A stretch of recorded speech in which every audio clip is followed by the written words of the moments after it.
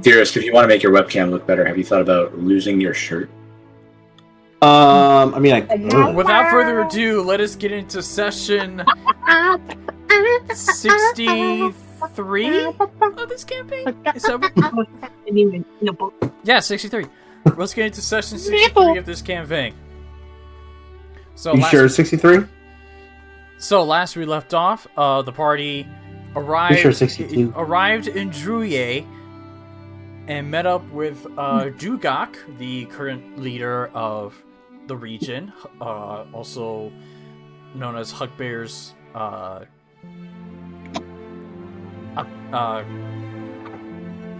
second bestie. Yes, not really brother, but former member of Hugbear's clan, of the clan that Hugbear and Duggock were in, and to help him celebrate his last day of being a bachelor. And so, they celebrated by helping Duggock deal with the last, basically go to the fortress of the Resistance that's been attacking his castle, which still happens to be located in Hugbear and Duggock's old home. And for fuck's sake, I think we may have to go to Zoom after this. They went and they found some. No. I'm in charge of the game back. And so, fuck. This is why I was worried about switching over to the Discord. Where was I? Okay. And so the party, where was the... Oh yeah, the party, went over to help, Duggock fight the Resistance, and, instead of doing what Duggock wanted, which was just to basically wipe him out, the party managed to persuade them that they can offer to resurrect the previous prince of the ruler from the dead, and in trade they would leave Druye. And with successful persuasion, and invited the leaders of this basically last army, the twins, to go to come to Winnie if they wish. And also, Hugbear learned from Duggock that a third member of a clan, Vardath, was a leader until he was killed by Duggock. And after switching around, Hugbear and Duggock found their father's armor and glaive, in which Hugbear took the glaive, Duggock took the armor, which he's going to wear for the wedding. Afterwards, they all headed back to the castle, played a game of darts. Duggock passed out, and they all gathered themselves and slept, and we get into the next morning. But before we do that, Hugbear,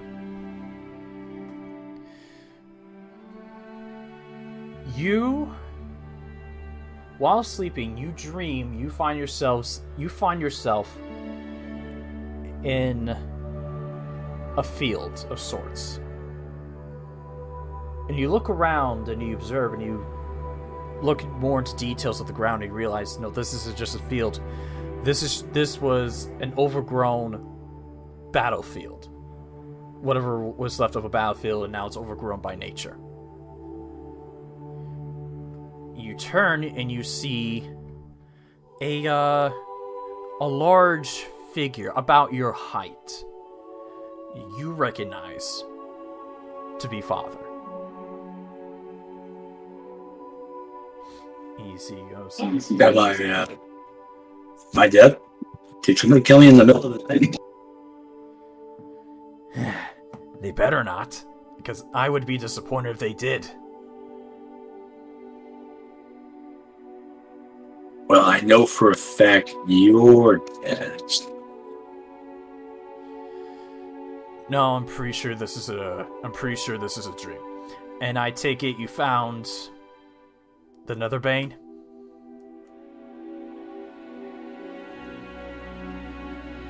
Yeah, I went to bed with it last night. But I know that sounds weird, but yes, I'm currently touching my weapon in the middle of the night. Yes.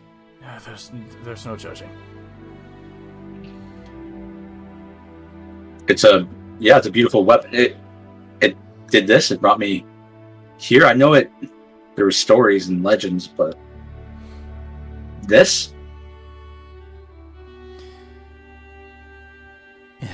This is what some people call Valhalla. A heaven of sorts that is a battlefield. Valhalla.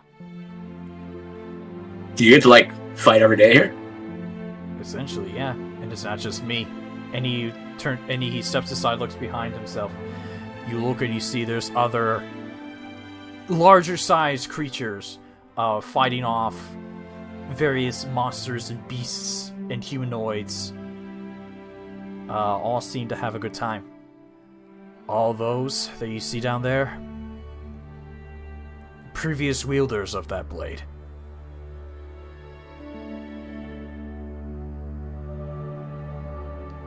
Some of them died in battle wielding it. Some of them died peacefully after successfully being able to pass it on. But for now, I cannot partake in these battles. For I was not successful in being able to pass it on to someone. Nor could I die with it. I needed to make sure that no one could get their hands on this weapon. I mean, to be fair, if it wasn't for Duggock, I don't think I could have gotten this weapon. Not yet, not until I get my belt of... Well, I have a giant soul. I'm just waiting to throw it into a belt, and then I'd probably be stronger than anybody else on this planet. You certainly have gotten better, Hugbear. Thanks. I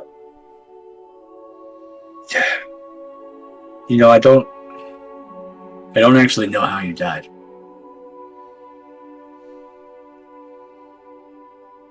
I died fighting. I died during that ambush.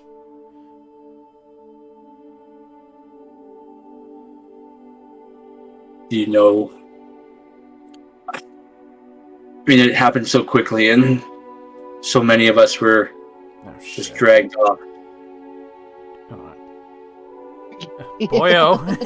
Boyo. Feral goblin. I see it. I'm trying to fix it. And suddenly, a dragon! There is no... Me and Pops would fucking murk this dragon. Yes, you do see a dragon come down on the battlefield. Everyone turns around and begins fighting it. Suddenly, bears! This is my future. This would be dope. Zombie bears! Well, the first... But we don't have... Well, the first... I didn't make it this time! Yeah. And I was not muted, or trying not to unmute myself. Yep.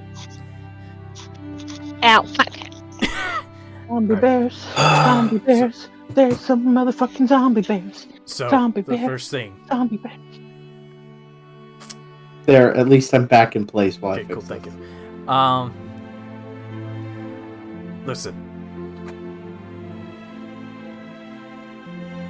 I don't have much time, but... I sense that ambush may have been more. I avenged you. I killed the king and took his kingdom. Gave it to Duggock.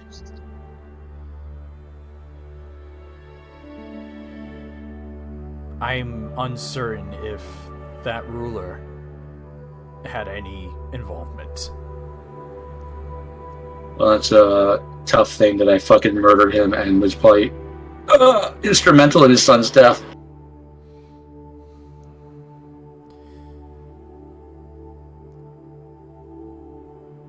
But now that you have it, in order to experience the full power, You have two. You have to. There's more than one of you alive. What do you mean? Well, there's you, and you mentioned Duggock made it out. Yeah, he's got your armor, and I've got the Netherbane. You need to make sure that no one else left alive in our camp, in our tribe, wants that blade. Oh, they'll never fucking get it. Not out of these hands.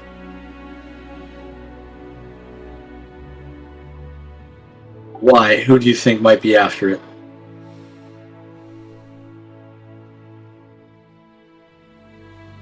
You just have to see for yourself.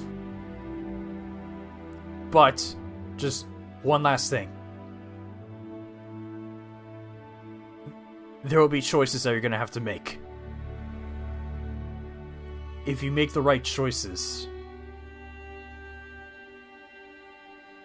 let's just say you may have the option to switch your defensive capabilities for our help. And as he says that, you see the people that were once in the battlefield suddenly disappear and line up beside him in a line.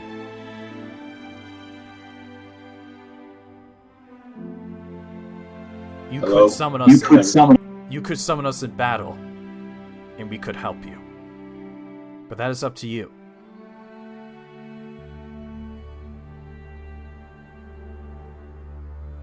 Which one of you is most likely to have killed a dragon? None of them raise their hands. Alright, just kidding. No, I'll pick one of you at random. Probably you, Pops. Good luck. And then you wake up.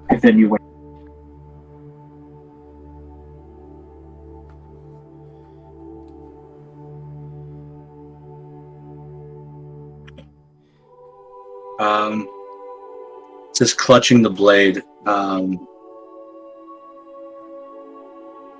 Hugbear is a little confused and wishing he knew what he had to do to get his dad into Valhalla, especially because he said he wasn't able to pass it on yet. Here I am having it. So I guess I'm hoping that in future nights I'll get another chance to go back and talk to him somehow.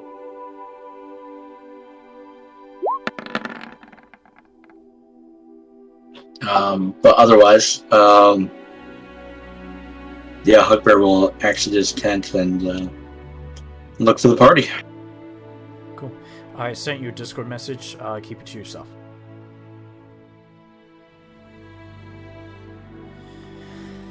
Alright. And so all of you wake up, and it's quite a bustling since the wedding is not too long from now. People are making the final preparations and setting things up down in the lower field outside the castle where, ironically, where you guys had the meeting with the previous ruler before he was killed. And you see they're setting up a big tent for where the reception will be, and then outside of it, a little ways away on a hill, small hill, you see a small steeple being set up where the actual wedding's going to take place. Is there anything particular anyone wants to do in preparation before we go to the wedding? I have no idea. Bop is going to... Are there any flowers, any, like, wildflowers anywhere? Yeah. Bop is going to go pick some wildflowers. And then her and Corra are going to braid them into Corra's, Bop's, and Takari's hair. Okay. Yeah. I can, with your, I'll give it to you with your druid side that you can just proficiently do it. Yeah. And Corra's mom, so she knows how to braid things. Yeah. So now we have braided flowers in our hair to make us look pretty for the weddings. All right. Dearest or Me Hugbear? still trying to figure out my computer situation. Yep, you're good. What's a computer? I was out of character, but okay. We know.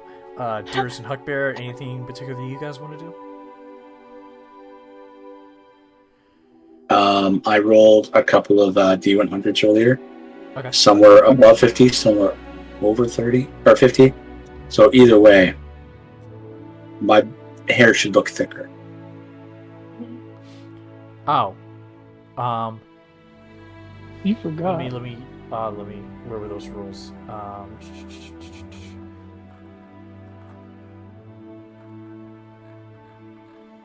What do we got? 31, 33, 55, 92.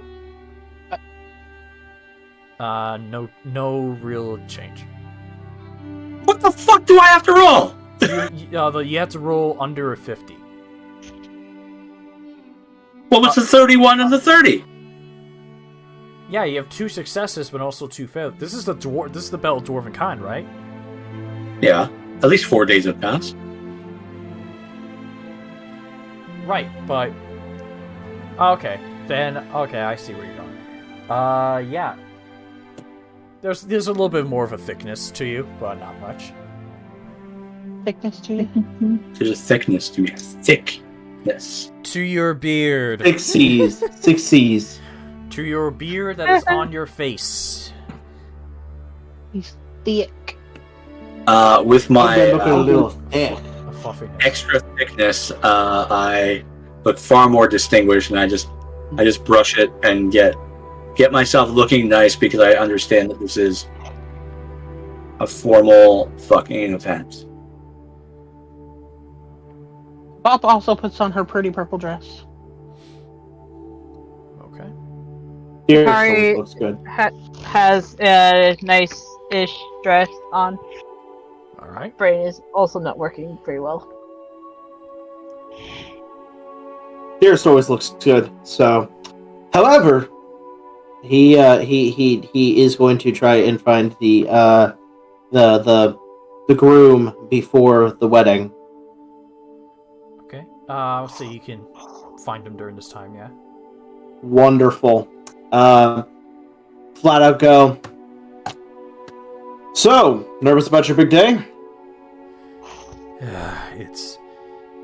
It's not like going into a battle. So it's hard to prepare for something that's not for a battle of sorts. Scarier than a battle.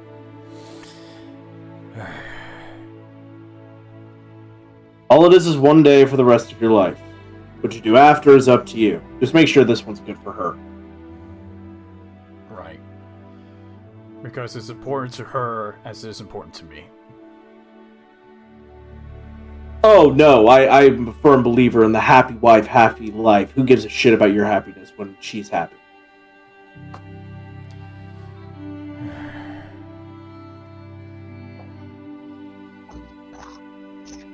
But I do have a present for you, as I'm trying to give both of your presents outside of the normal gift-giving occasions, because I'm pretty sure mine aren't going to be very well liked public-wise.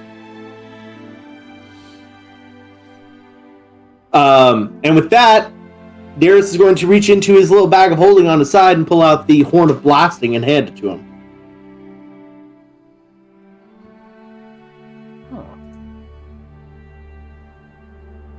That is a gift from the leaders of the Feywild.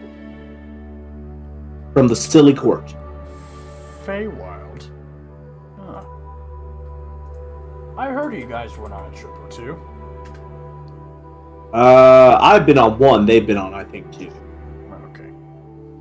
But either way, that was a gift for basically saving their entire kingdom. So, I have no use for it, but I feel like you might. A good leader needs to be able to sound a cry.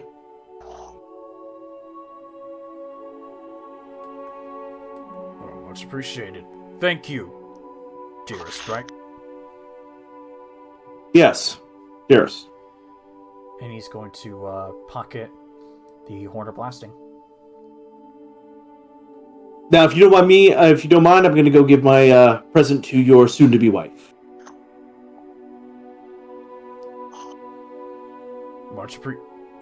I hope you enjoy everything that we have planned for today. I'm sure I will.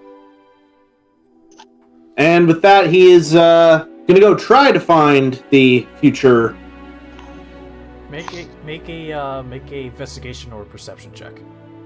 You're Mrs. Gooey Duck. For Mrs. the Merciless. I clicked it. Why is it not rolling on? There we go. That's a weird way for it to come through. What did I do wrong? It appeared on the roll 20.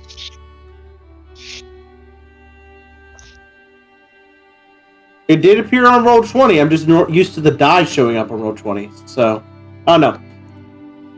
Either way. So 13. Don't really find her. Maybe. I would say you know that that the bride and grooms are not supposed to see each other until the actual wedding. So, you think that they're hiding in a good spot. You can't seem to find them. They're really making sure that Duggock doesn't see her. Ah. Okay. Nothing nefarious, I hope.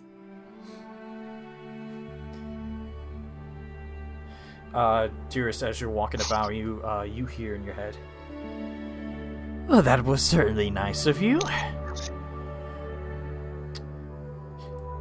People always take kindly of your friendish behavior."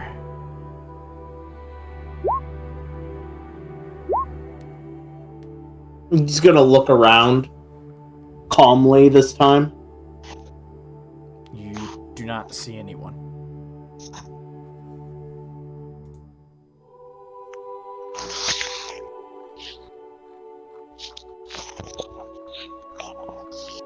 Just gonna ignore it. Keep walking.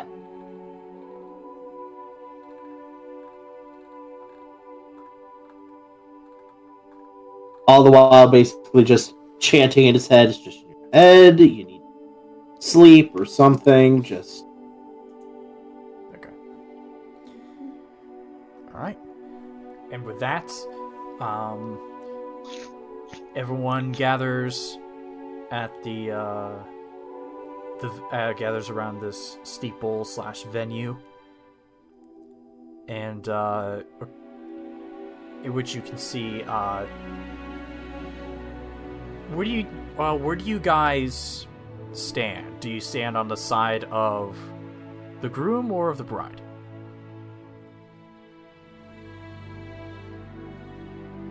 Muted, Hugbear. Groom.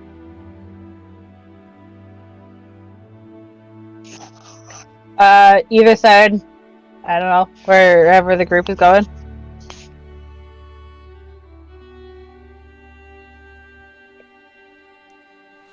Bride, because I'm 90% sure that the groom is going to have more people on his side. Is her mom here? Yeah, she is here. We kill her and take her territories. No, I'm just kidding. Which her mom, which I can remind you all, is Lorera.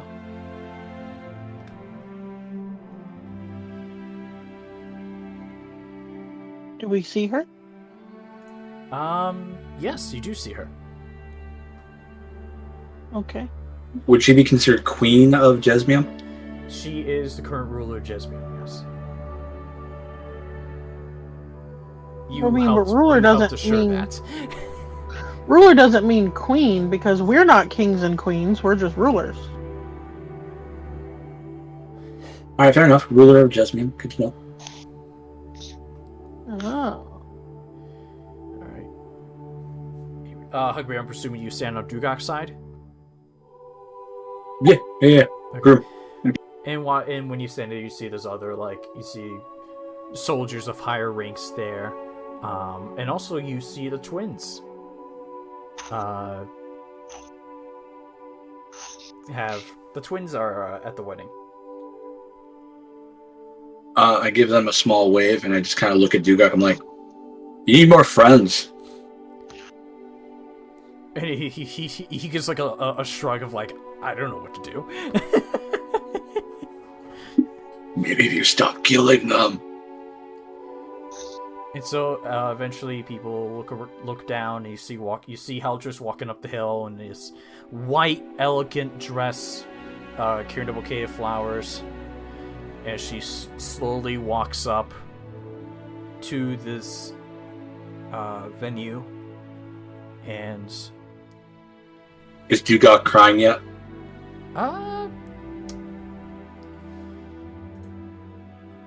Make a wisdom save.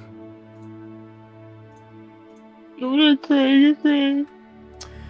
You can tell he's not visibly crying, but you can tell he is doing his best to hold it back.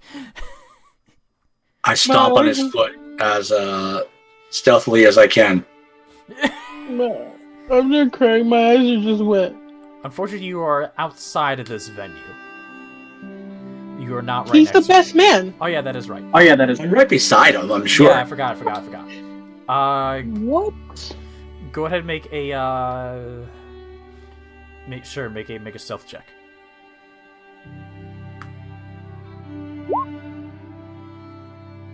Fuck it, I don't care. 14. You go to stop and he notices you and just quickly pulls his foot to his side and looks at you like, don't. You're gonna cry like a baby, bitch. And then gives you a nice elbow. And eventually Heletris meets up with him, and you see the priest or holy person presenting goes, "Ladies and gentlemen, we are gathered here today to unite Heletris of Jesmium and Lord Duggock of Druye in holy matrimony. We are here to witness their declaration of love, and for they can be one. Duggock, do you have the ring?" He turns towards you, Hugbear. I turn towards the person next to me. There is no one next to you. Why are you looking at me? The ring. You told me to pawn it. Hugbear. I start searching my pockets.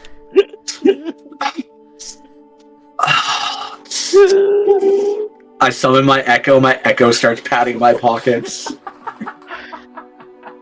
So I know it's here somewhere. And then I pull it out from my belt of dwarven kind. Yeah, we got the rings. I hate you sometimes. And he takes the ring. And puts it around House's ring finger. And then she's asked if She's so close to my balls. Jeez. And they ignore the comment, and the priest asks Heletris, "Do you have the ring? Do you have the ring?"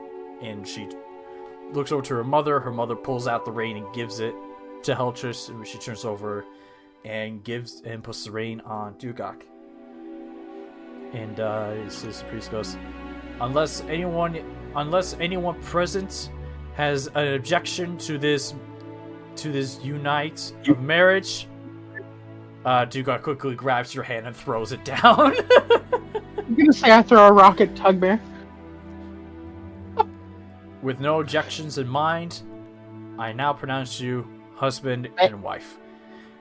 And the two hug and embrace. There's a round of applause and cheers.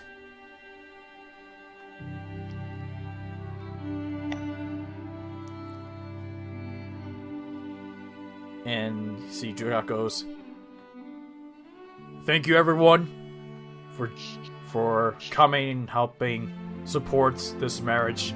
Now I ask you all to come join us in the reception tent where there will be food and drinks." Best news I've heard all day. Should you really be drinking more after last night? I feel fine! And, everyone begins to head over into the reception tent.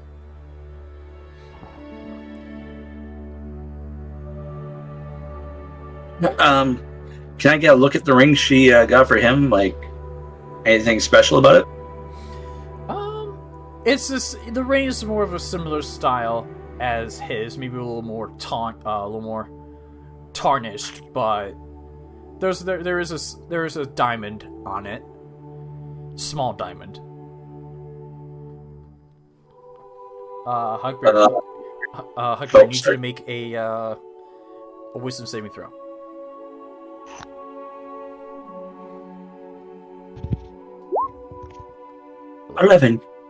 11. As you ponder on the ring, suddenly you find you reel back as suddenly you no longer see this gathering wedding. You find yourself back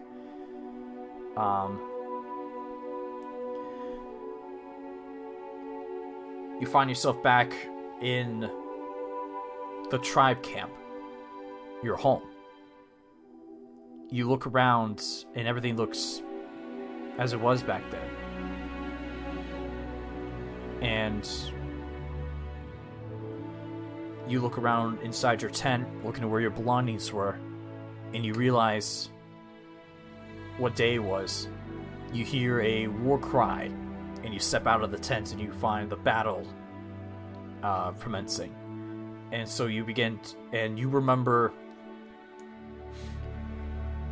you begin to remember the things that all the owl bears and various creatures they begin fighting off, and also looking around and seeing your ally, your comrades, your tribe members die one by one.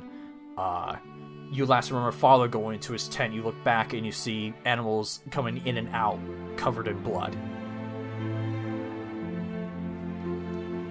And you're looking around. You look around. Do I have any autonomy in this, or am I just like vision board? You're just. I need you to make a perception check for me.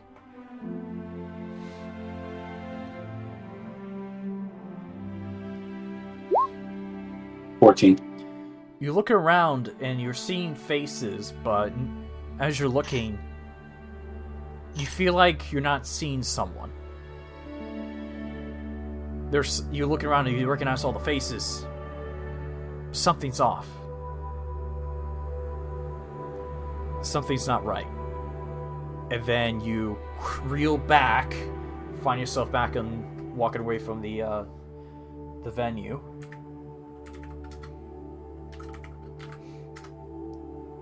You take 18 points of damage. As you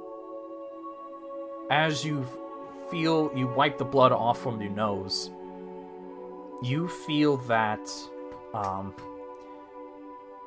your mind is trying to remember something. After that dream you had, you feel like your mind is trying to remember something. That your headband of intellect is trying to tell you, that your brain is trying to tell you something, but you can't seem to figure out what.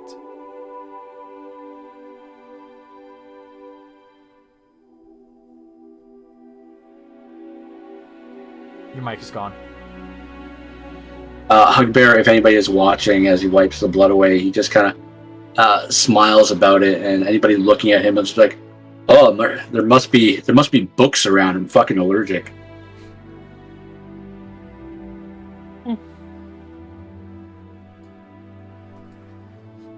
But he doesn't show the pain that he obviously just suffered.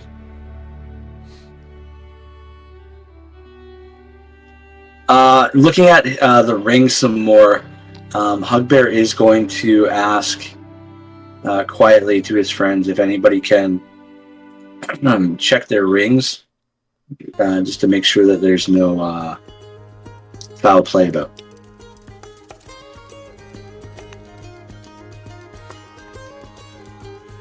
I appreciate it, Dearest.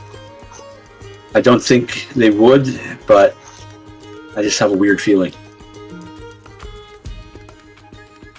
I could dispel it.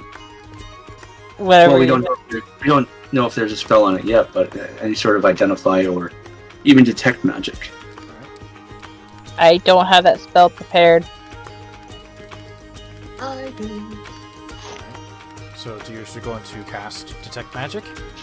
Yes. Alright. You cast Detect Magic, you concentrate on the wedding rings that Duggock and Heletris bear.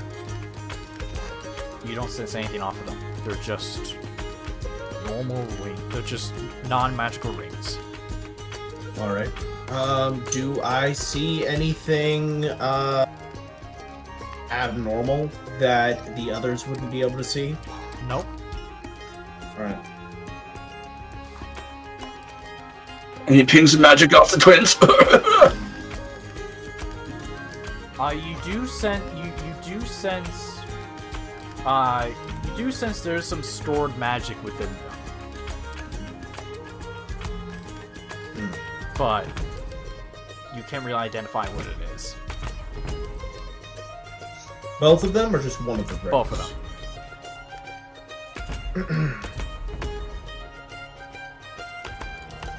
They're both magical rings. Don't know what they are. Something I haven't seen before. Okay, well, Probably- hopefully they're not. Probably.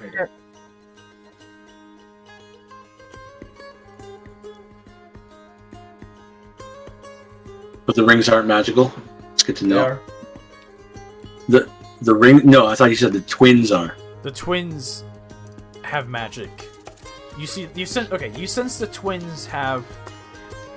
Oh, the So twins have magic. You sense the twins are somewhat magical beings. They have magic within them. The rings that Heletris and Duggock Okay. wear do not have any magic. Okay, that's where I got confused. Cool. Rings are clean. The twins, however.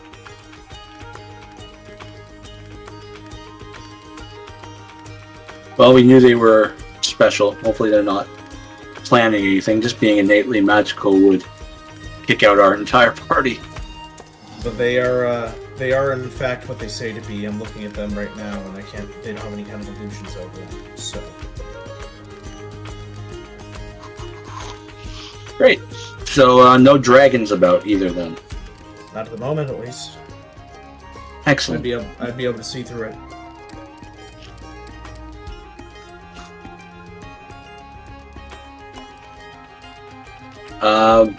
Is Duggock wearing the armor? Yes, he is wearing Father's armor. You immediately look 30% tougher. Well, it is Father's armor after all.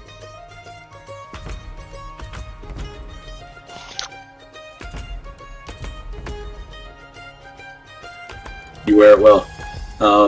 It's a shame that he's not here to see this day. Yeah, speaking of, I was holding this weapon last night. I had a feeling that I needed to spend some time with it to get accustomed to it, and I had a weird dream. Like, it took me to Valhalla, the legend, and I saw everybody who's ever wielded this weapon before, father included. saw Father? Yeah, he said he was unable to participate in Valhalla because he didn't have the opportunity to pass this weapon down or die wielding it. I see. Perhaps he could not use it because...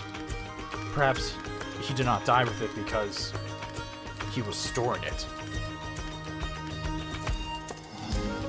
Gotta find if there's some way we can unlock Valhalla for him. He fought so hard his whole life. If anybody deserves to be, it's him.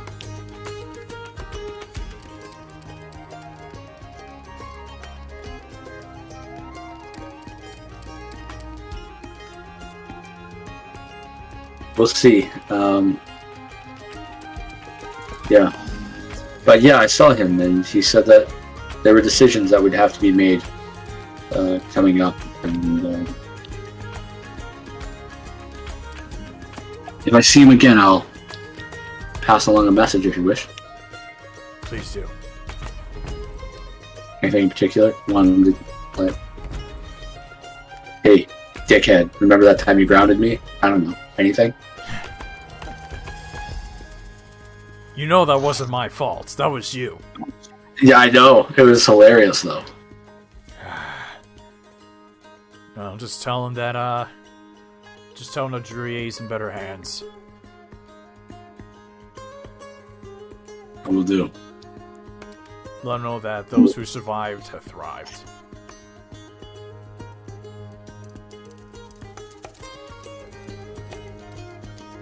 Come now. Well, enough about... yeah, enough of this. Let's go celebrate. It's your day. And all of you begin celebrating, whether it's enjoying the food, enjoying the drink, dancing. Who here is drinking? Takari would like to present the jeweled sword to Heletris and Duggock. Or put it with the wedding gifts. Okay. Yeah, you can see that there is at the table that they are at, which is on the opposite side of the entrance. There is a smallish table next to it, which seems to be where people are putting the gifts. And then Takari will take a drink. Okay. I need those who are drinking to make con saves. Dearest will take on whoever wants to drink in a competition against him for money. Oh. You see Duggock goes, "No! Don't fall for it!"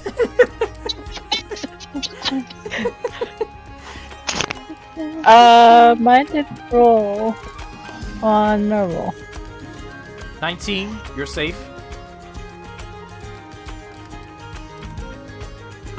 Based on what's going on with Hugbear right now, and him being on alert with the twins being around, I don't think he's going to drink. Not tonight. Fair point. Okay. Hang on. Yep. He knows when to hold them, when to fold them, when to drink away. Know when to drink away. Know how to hold your drinks. Why is it always my stuff that is broken? Do you need a new computer? Yeah, you need a new computer. No, Very much it's. so. I think that's the new computer. Both your rolls showed up. You rolled a 9 and a 3. Okay. Okay. But it's not showing up on roll 20. Okay, well, at least you know it's a 9 or a 3. Takari, you are drunk. you are considered poisoned. Fuck. Which means you have disadvantage on all attacks and ability checks.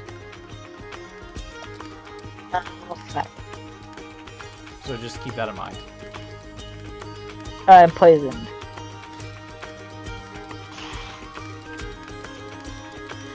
And so you see that the hours pass, and that day slowly becomes evening, and a late afternoon, early evening, where it's like post sunset, but there's still some of that orange glow in the sky. And All of you seem to have a good time. I need to step away for a minute. Please give me a sec. So, like I said, it is getting to the part of the evening where the sun has either fully set or partially set, but there's still that orange glow or hue that's in the sky. And all of you had just been enjoying your time.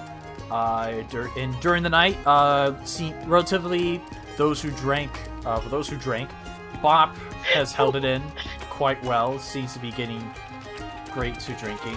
Takari, unfortunately, has gotten drunk. And poisoned. Yep, and you are poisoned. And Drunk is poison. is there anything that people would like to do? Bob's dancing. Right now, at this point, actually, before this, Hugbear, you are approached by Duggock. Hugbear, I need to talk. I want to talk to you. You want to give me the armor? You hate the armor, you want to just give it to me? Just come with me outside. And, begins to lead you the way. You know, it's not my fault if she thinks I'm handsomer. You can't get mad at me for that. And as Hugbear and Duggock head outside, is there anything that people want to do right now at the party? You have people to interact with, things you can, if there's anything you specifically want to do while you're celebrating. I still need to give the bride her present. She is currently sitting at her table. All right, wonderful. I'll let other people do stuff because I'm probably going to talk for a while. So, if the groom dies, he picked the fight. So Bob, you are dancing. Bob, why don't you go ahead and make me a performance check. Carl, join in too. The best. Because she's drunk. You're gonna make me perform badly. Drunk. See? You get advantage. Yeah, you'll get advantage. I'll give you advantage. I get advantage? Oof. You would like to keep the numbers? Or do you want me to try to roll one? No, I'm fine. Don't you have a whole bunch of inspiration that you can use? I'm not using it on stupid stuff. I'm not Hugbear. I only have 3 because I use mine because my rolls suck sometimes. And also, why not? I cannot afford, like Hugbear, to just throw away my inspirations. He has far more than anyone else ever needs. Alright. I did use a bunch. I think I only have 19 left. Dearest. I'm gonna walk up, like, congratulations. Yes, thank you. I don't believe we've gotten to meet each other yet. Are you with the group of Nofisile? Yes, I'm their head negotiator. I see. It's very nice to meet you. I am Heletris of Heletris of Druye. I gotta get used to saying that now. Well, it's a pleasure to meet you. Congratulations on your day. I actually came over because I have a wedding present for you. Really? Yes, I already gave your husband his, so. And with that, he is going to pull out the diamond earrings he has been carrying around for so fucking long. Oh, thank you so much. Hopefully you enjoy.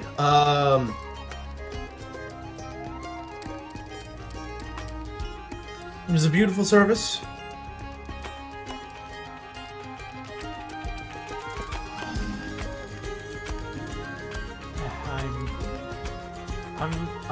I'm very glad that this is happening. The original, well, you weren't there, but the original plan I'm not sure if people told you, but originally I was supposed to marry the prince of the former ruler, Kron. But then something happened to the ruler. He was killed,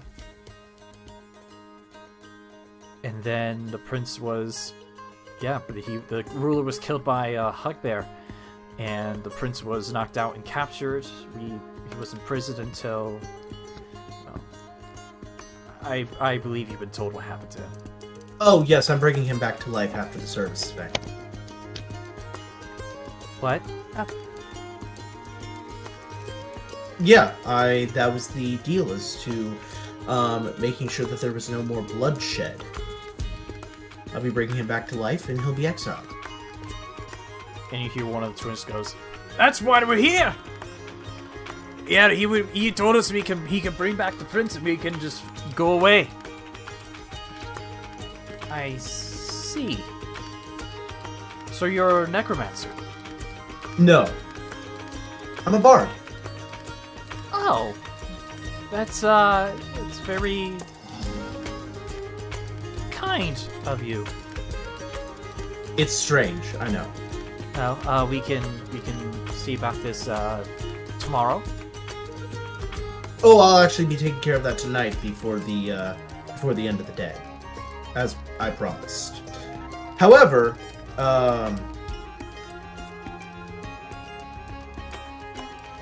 that's nothing you need to concern yourself about.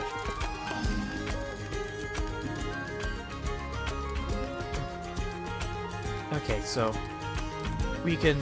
All right. So after the party, I will. Just enjoy your day. I will. I'll have one of the guards show you to his. I'll have one of the guards take you to where he's buried. Oh, we already have everything sorted out. You just, like I said, worry about your night, worry about your day. It's about you, not about diplomacy, not about making everyone else happy. It's about you enjoying your day.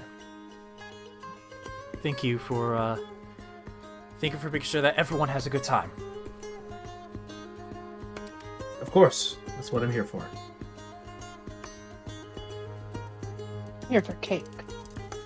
Yep. At this point, the cake is being passed around. The cake has been cut and the slices are being passed around.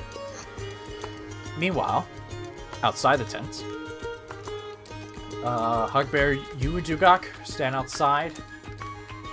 You can see that you get a glance. As you step outside, you just see the beautiful view of the forest, mountain-like landscape of Jurier, and with the sunset colored sky, stars beginning to show.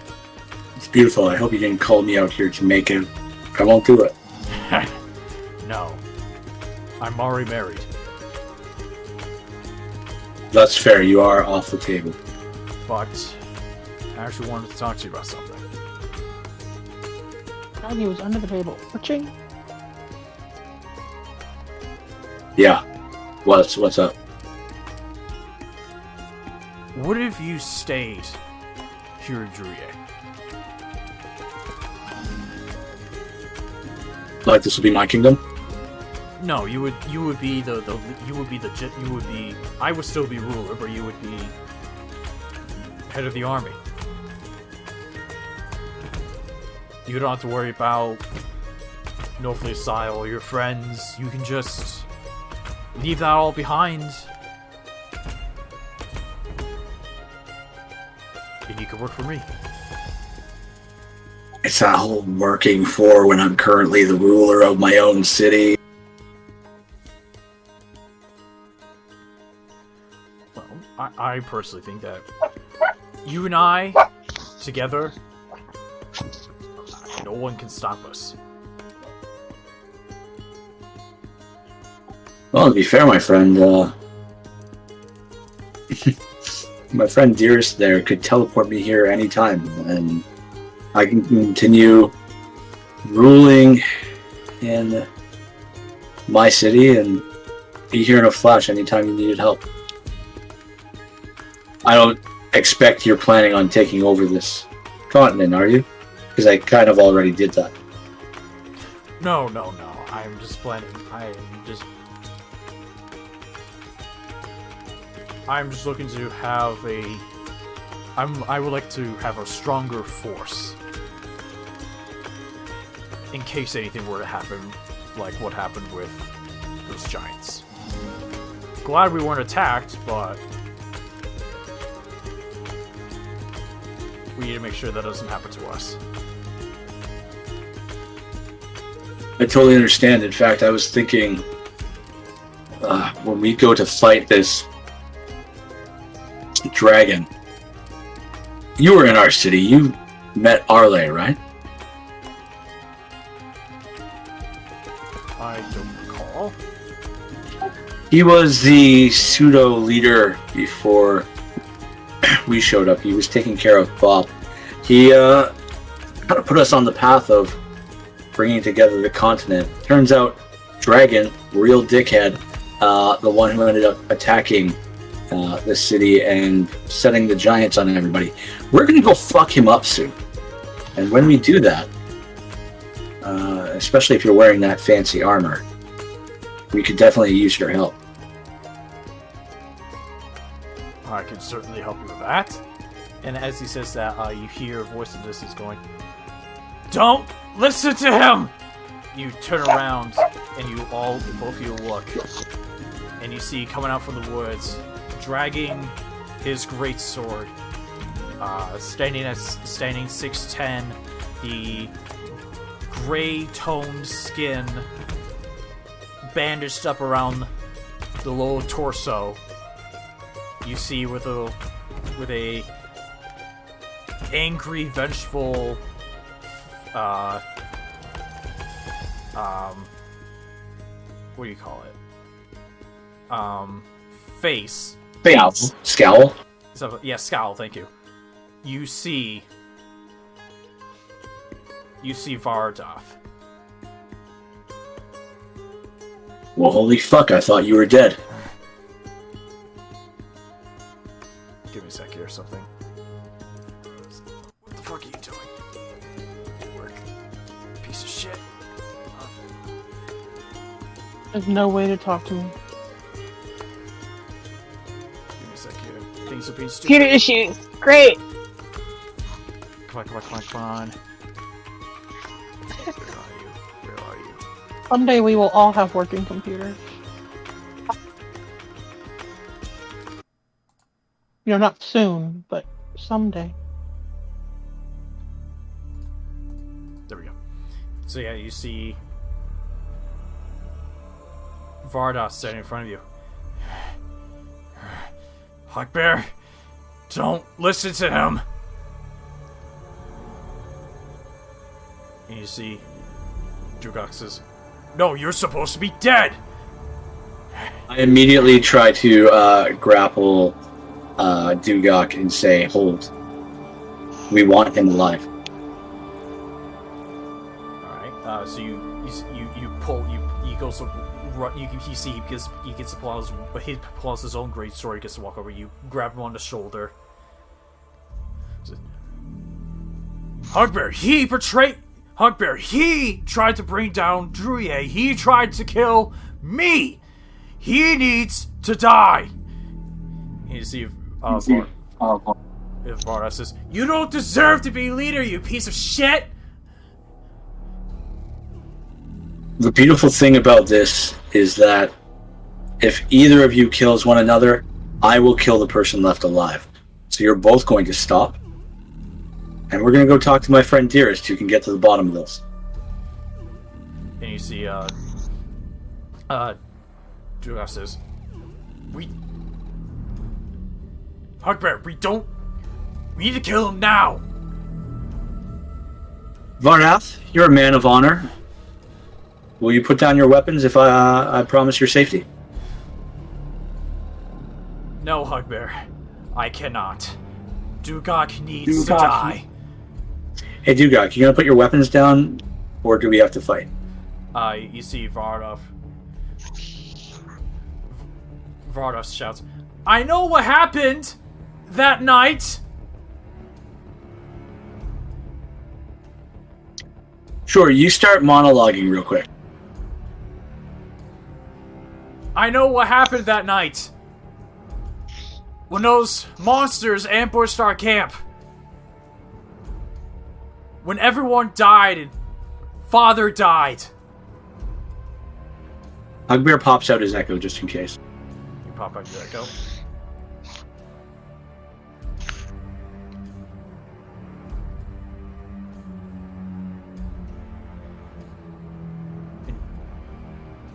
Duggock goes, you don't know. A lot happened that night. A lot did happen that night. A lot of my friends and my brothers died that night. And Father says, yeah, but that wasn't an accident. We were tricked. We were lied to. We were betrayed. By the king? No. Points his great sword. By him. And he points to Duggock. He was supposed to be on watch that night. Well, we got mad at everybody who fucked up a watch. I've slept through many watches. Hugbear. Think about it.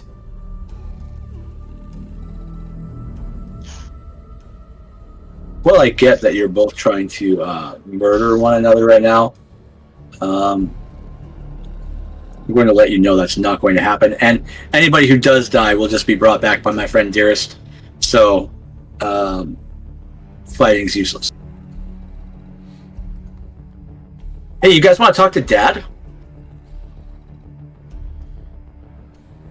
What? Yeah, I've been talking to Dearest. Father can't battle in Valhalla because he didn't die in battle with my weapon, his weapon. So I thought we could bring him back tonight, have a chit chat, and then probably kill him again. I guess we could let him live for a little bit longer, but depending on how quickly he wants to get back, send him off right. Hugbear, pick another wisdom saving throw.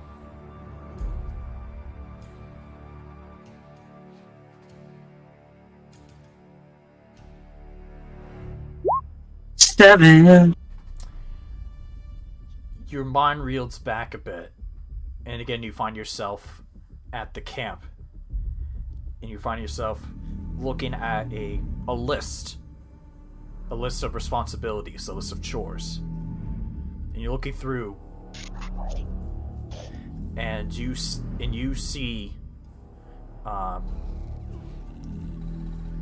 like people are set for training, some people are set for hunting, some people are given responsibilities, and you see that, and you remember that Duggock, remember maybe you don't recall physically remember it, but somehow this bandit it seems to be enhancing the minor details a bit. And you see, and you could somehow recall that on the roster list, Duggock was set to be on lookout. And you also remember that another member is supposed to be set for lookout. And on that night, as you were escaping, you were fighting off the greasers and escaping. You escaped through the entranceway where there's the only way out. And you didn't notice it back then. But somehow you remember seeing the other person that was set up to guard with Duggock. Headless. But you can see that this beheading wasn't that if an animal, these kind of animals that try to behead, there would be like claw marks. This seemed to be done with one weapon. And you begin to recall all the faces you saw. There was one face you didn't see that night. Duggock.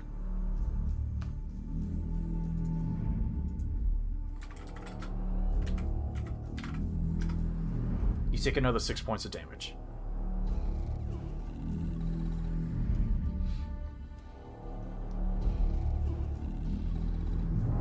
And as you reel back, you see Duggock's beside you. Hugbear, you with us? Hugbear, I need you by my side.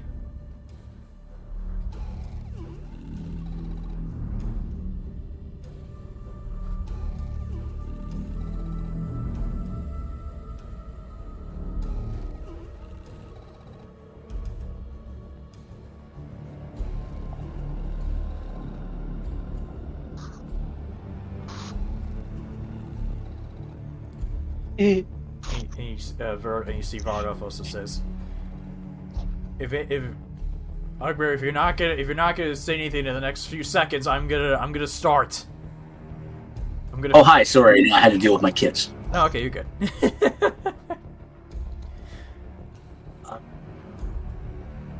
Sorry. Are there books? Are there books around? God, I'm allergic.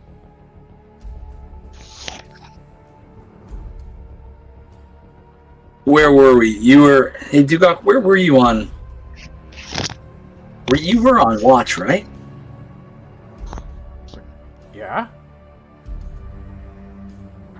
Who were you on watch with again? I don't recall. Why does that matter? I mean, if you were on watch, maybe the person you were with sabotaged the camp. Like, maybe there's a way to explain this whole thing.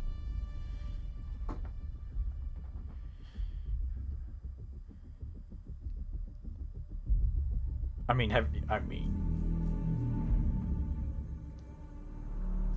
did you see them? I mean, did you see them recently? And you look, and you can see that his face shows a little bit of intrigue and concern.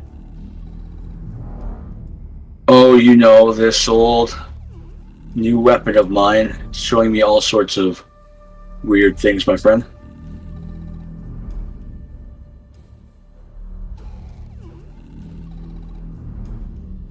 Did it?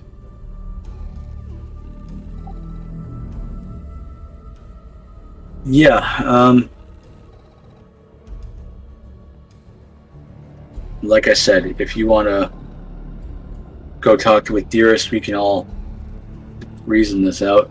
Certainly no reason for anybody to die on your wedding day. I think it's a trucy Mick no blood day.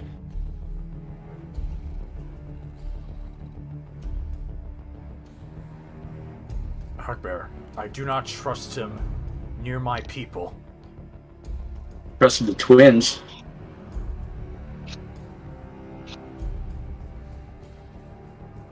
Because I didn't try to kill them. How are you still alive, by the way? You see, Vado says, just because something's covered in blood and covered in scars doesn't mean they're dead. And ask me this. As you were leaving my body, what did you mean when you said, one down, one to go?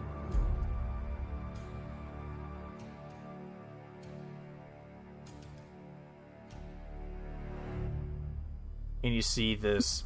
Yeah, what do you mean, buddy? I don't know what he's talking about. And he says, I think I get what he's talking about. Insight check? Go ahead.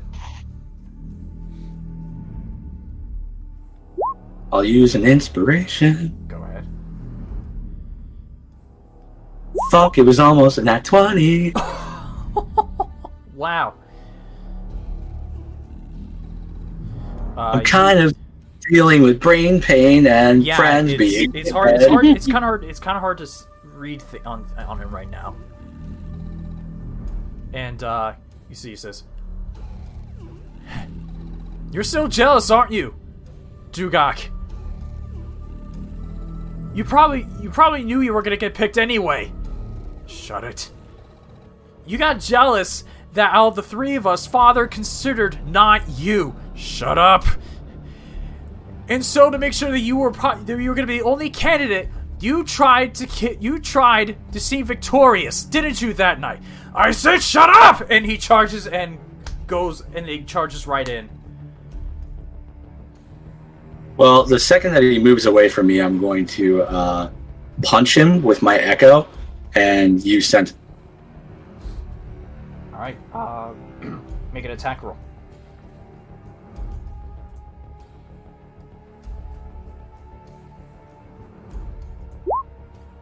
$28. 28 will hit.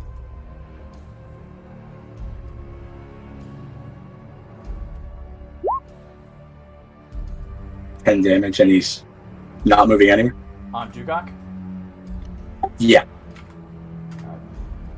And as you basically whap him with the back end of the glaive, he stumbles a bit, turns back to you. Hugbear, what are you doing? I told you, nobody dies tonight, and we're not fighting.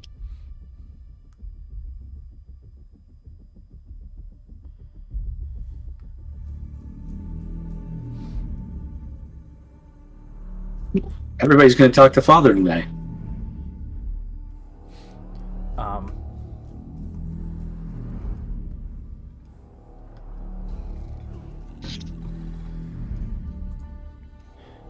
And you see Varda says, "Hugbear, do you not get it? He tried to kill me. Now he's trying to kill you." I think the thing the two of you don't realize is I only have 2 brothers left in this fucking world. And if I chased every stupid decision we made as children, I'd have no brothers left.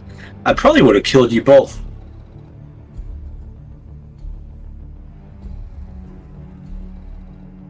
The bloodlust and thirst in me is gone.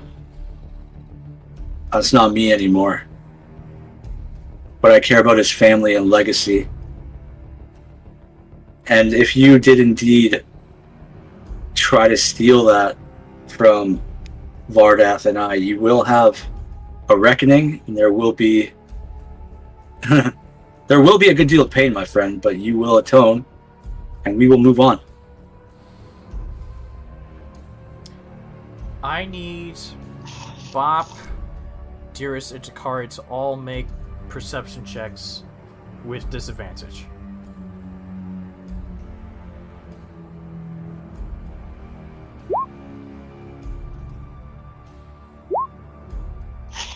Okay. Fuck me then! You want to take either 26 or what? Alright. Bop and Dearest. I'm trying. And Takari drunk. Oh shit.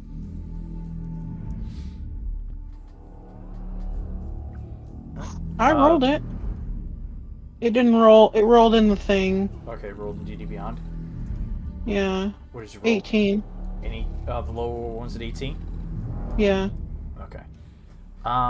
So Takari, you, despite being drunk, are somehow highly aware. You manage to glimpse, you look around the area. You know something's off. You notice that all the guards that were inside this tent have now gathered in front to the doorway at the tent, and seem to be getting into position, into a defensive position. Who is standing next to me? Bob. Bob is? Yes. Okay, Takari's gonna, like, kinda, whisper to Bob. Go get Dearest. Something's up. Something's wrong.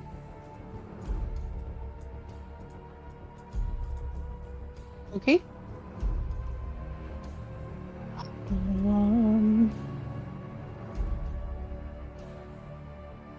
Because I'm little, and I'm assuming littler than everybody here, Mm-hmm. can I, like, duck behind Takari and stealth and try to get to Dearest? You could. Can I do that? Otherwise, I have an idea. Go ahead and make stuff. 24. Never mind. Okay. 24. Yeah, you managed to stuff your way through the crowd, weaving through everyone, and you get to Dearest. When I get to Dearest, I'm just gonna put my, like, grab him like a little kid would, like, on the side of his jacket and, like, pull. I mean, Dearest doesn't wear a jacket, but alright. Whatever. Or on the side of his pants, his shirt, whatever I can reach easily. Hey, Bob, what's up? Boop, boop, boop. Something bad is about to happen. And as you say that back to outside, Hugbear, as you make that exclaim, and you see Duggock goes, I'm sorry, Hugbear, but I must do what needs to be done. And you see he pulls out a horn, lifts up, and you hear the horn, and You didn't have time to attune to that first, just so you know. It's not an item that requires attunement. Yes it is. The Horn of Blasting? Yeah. It I had does to. I would have had to attune to it. That's the reason I gave it to him. It does not require attunement. I'm looking at D&D Beyond. It does not require What? attunement. It required attunement for me. I was literally. That's the whole reason I gave it to him. All right. Cool. Well, fuck my life. But you see spirits begin to appear. Hugbear, you begin to remember these spirits look very similar to the ones that you saw in your dream. You see 10 spirits appear. And then you hear Duggock say, finish it. And you see all the ghosts rush in, going through the tent. Looking, you see now the line of guards, at the line of knights at the doorway. The ghosts pass through, and you begin to hear shatters and crunches and screams. As everyone inside the tent, you suddenly see these aberrations, just ghostly warrior aberrations appear and rush into the tent and begin to attack anyone and everything except with the guards. Guess. Can I cast Dispel Magic at 6th level?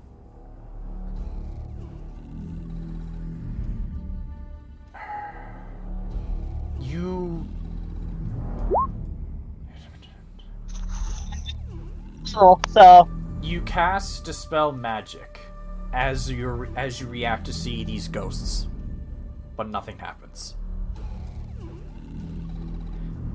And all of you inside the tent find yourselves semi-surrounded by these ghosts as they're attacking people, with the four of you and the twins in the center. And you see the twin goes, "Well, this is part of the reception. This is going to be fun, ain't it?" Takari's main concern is Heletris, to try to get her out. Alright, I can give you you can use your movement to help guide her out. You can see, you look around and you see that she is she's freaking out a bit, and she gets to walk back towards the tent, and you look at the back and you see that there's like a slight indent, or like you can see the outside between like a seam, and you can see that it looks to be like a small like back door. Can I cast invisibility on her then? Sure. Alright, and you cast invisibility, and she goes invisible, and you see nothing seems to pay attention to mind. I'm gonna move us over. And you see, Duggock says, I'm tired of being nice. I need to finish this. I need to finish what I started. While that's all going on, because that was a good 6-12 seconds, Hugbear will have pulled out a potion of superior healing and thrown it to Vardath. And told him to drink it. Okay. I'll let you use that as like a surprise round.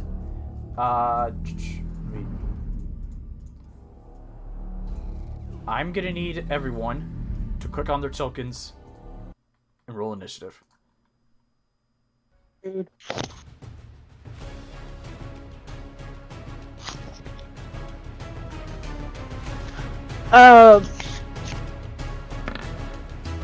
Oof. Can I use an inspiration? Sure, go ahead. Okay, thank you. That's not better, but It's not on that one!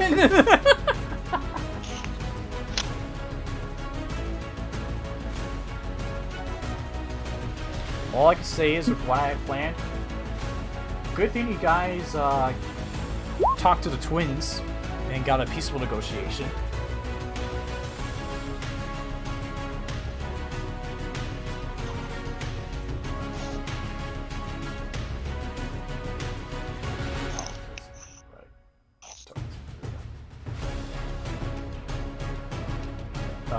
Did you roll for slice?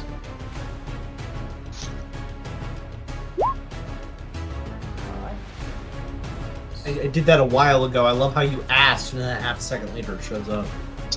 Yeah. It's like, Alright, I'm gonna go ahead. This is the roll for the knights. Please do not mind the two tokens on the top right of the screen, because this is looking for initiative track. Oh, I mind them. This is the roll for the knights, for the guards. This is the roll for these spirit, for the spirits that came in. Not rolling very well. And now I'm gonna roll for Duggock. I'm sorry, did you give him a fucking horn that did this? Was this you? No, that's not what the Horn of Blasting does. And then this is roll for He Frost. somehow has ability. Okay. Bob, what is your dexterity? Listen, I thought he was chill. I gave him this horn that just, like, blasted people away from him, alright? 14. 14. Mm-hmm. I'm dex as fuck, boy. No! He has a higher dex than I do. Yes. It's not hard to do. Shut up. Oof. Yeah, Dearest has a higher dex than you. I Slice. also have a higher desk than Bob. Stop talking. The thing you Everyone. do with the lips and the noise. Stop.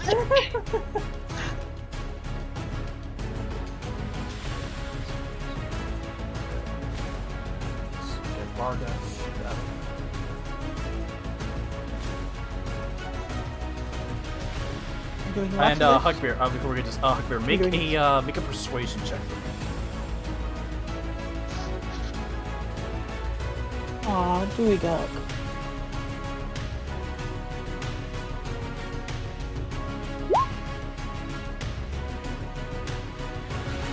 I guess I'll re-roll that. Am I trying to persuade Buddy to drink a thing?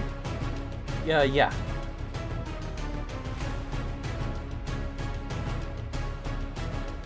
Nat 20. Hey, fuck, you want to live? Okay, and alright, and I'll give it to you that, and it's like immediately he grabs it, he immediately just like holds it up above him, destroys the potion bottle, and basically drinks the potion and fully heals. And is now ready for combat. we're gonna start at the top. And now we have everyone. Now that we have everyone's initiative. Oh no, I need to roll for the twins. Hold on. Almost forgot about them. Yeah, come on, man.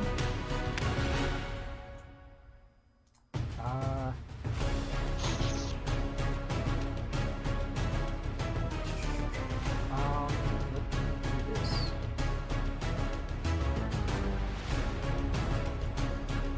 Oh wow. Well here's Bob. Remind me your dex score. 14. 14.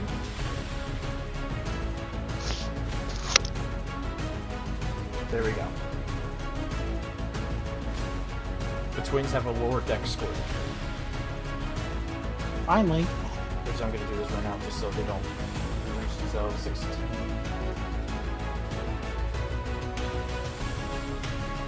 Yours was 14, right? Uh-huh.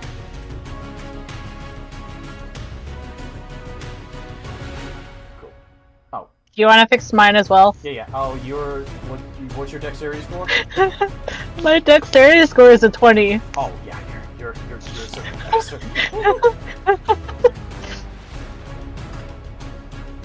There we go. Alright. Oh, and shit. Hugbear, what's your dexterity score? I've got 20 as well. Okay, I will. Pop will work on her decks next time. Pop, That'd be a nice change. Bop is starting to feel jealous. Bop is starting to feel some jealous. He's like, well, fine, do that way. Alright, cool. We have our initiatives, finally. We're going to start at the top of it. Dearest.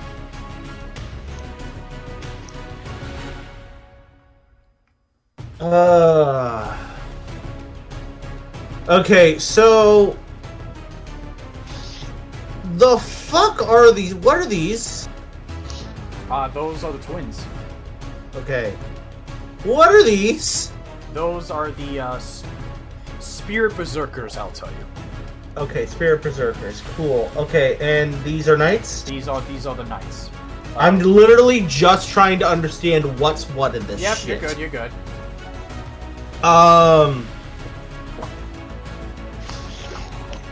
Jade! Stop it! No. Dearest is simply going to go. I'm gonna have to fight again, aren't I? Alright. And he is going to cast Fly on himself from the Bandor. Okay, so And you're then- gonna cast Fly on yourself. I'll give you the it's 20 feet when you hit the you get to 20 feet before you hit the ceiling. Okay, cool. That's fine. He's only gonna go 10 feet. But, yeah. Okay. And then he's simply going to, do that, fly into the air with his movement, drop the illusion around him, and simply say to everyone, if you dare to fight my companions, I will obliterate you. Okay. Make an intimidation check. And he's not using he's using his robotic voice, just to clarify that too.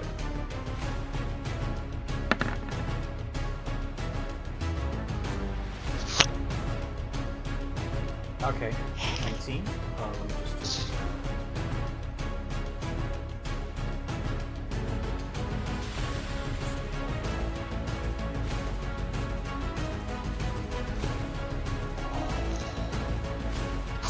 That is I did a group insight check. Doing just a roll. And they rolled a natural 20. You're not allowed to do that anymore. I only thought it was. I thought it was only. Why is it Shinheads. that when I try to do something badass, Hey, you're listen, like, I oh, thought I it got was it only- at 20. Sure you did, Coonsy. I guess sure the effective you sinus did. is still going. Whatever you try to do cool shit, it's a natural 20 for me.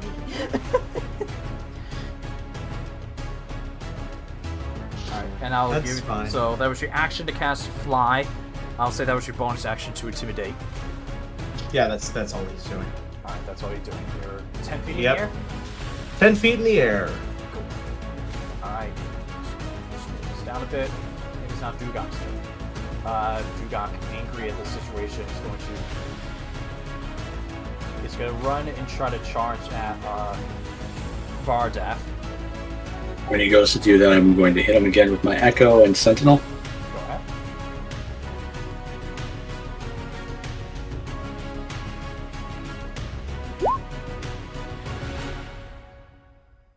I imagine 16 doesn't hit, 16 misses. so I guess he gets away. Alright, and he's going to charge at Vardath and begin to attack.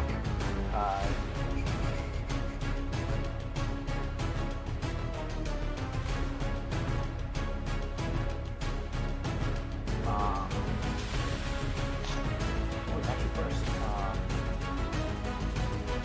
Sorry, just double check stuff here.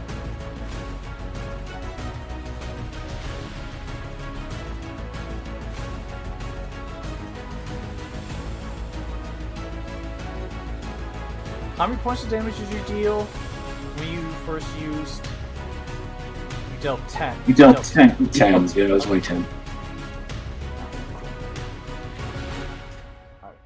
As he's running away and you try to cast again, you notice that the little bump, there was like a little scrape onto his skin that heals up.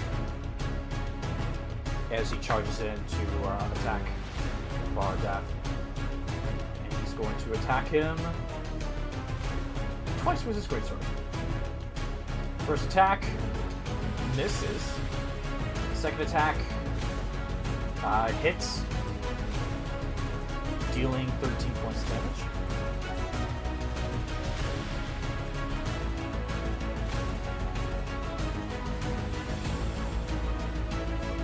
And that's going to be his turn. Wow. Okay.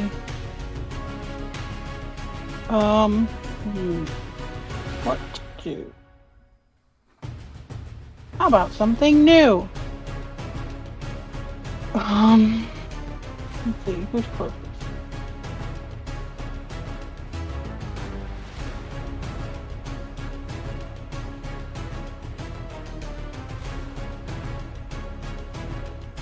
Who's this dude that's 15 feet behind me? That is one of the Spirit Berserkers.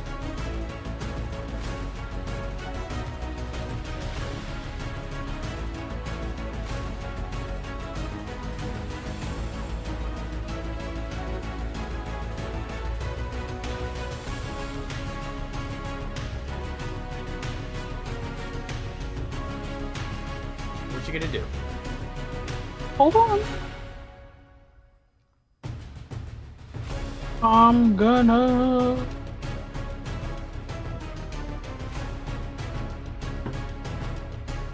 It's so close to me, it makes me ineffective.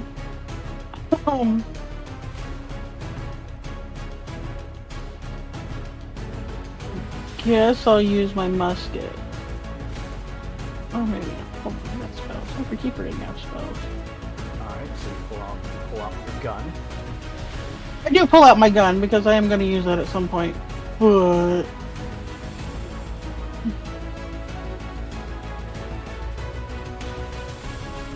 Actually, Slice is within touching. I'm going to reach back my hand and slap Slice on the arm. Okay. And cast Heroism. Okay.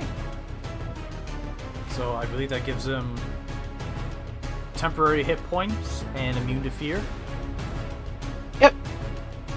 Alright, we'll have to let Boya know this when he gets back. And then...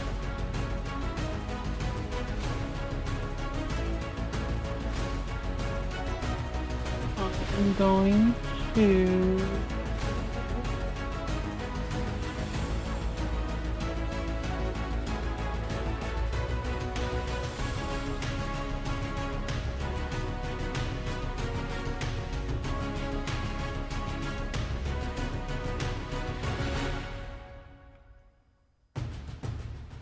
Misty, step over there.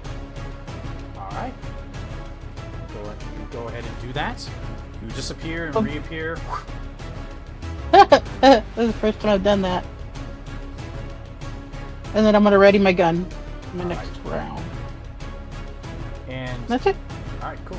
As your turn ends, Duggock is going to spend a legendary action to do another sword attack on Varda. And misses. Big cheater. Actually, before I Misty step away, I'm gonna be like, I had such high hopes for you, Guida.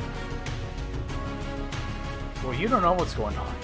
You were celebrating a party and you're having a good time, and suddenly these berserkers come in. I was standing there listening. Well, not listening, but when they started yelling, I was listening. Given that perception check you rolled, I'm gonna say no. My perception was good. What did you roll? An 18. 18? Yeah. Okay, yeah. Okay, sorry. I thought I'm mistaking your initiative roll for your perception. Sorry. My initiative was 20. I didn't you roll like crap and then rolled and it was not a natural one? Or No, that was me. Look, the last bad roll that Bob rolled was a performance Okay, check. cool. Okay, yes. I'll say that you heard the screams and shouts and you get a general gist of what's happening. And anyway, I was already looking to see what was happening because Takari said something bad was about to happen. You're getting just whatever is truly going on is happening outside with Duggock and Hugbear. I just know that there's bad guys now and I'm gonna shoot them. Okay. But I'm better when I'm far away. Cool. And I assume this was probably Duggock because who else would be attacking the wedding if we Next already up- got rid of all the bad guys? Next up are the twins.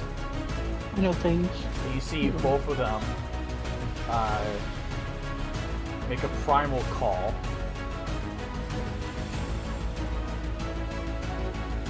And you see that both of them begin to grow. And grow to a large size. All of you begin to see it's why forward. these two were called bigger than any warrior. They're growers, not showers. I'm glad they're on our side. Like I said, you should be very glad you managed to convince them to, Join us yeah. or not kill us. Yeah, so you basically convinced you didn't kill them.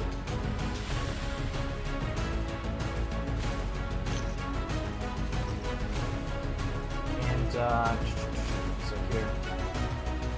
This one is going to run up to this one, to this upper one here, and it is going to make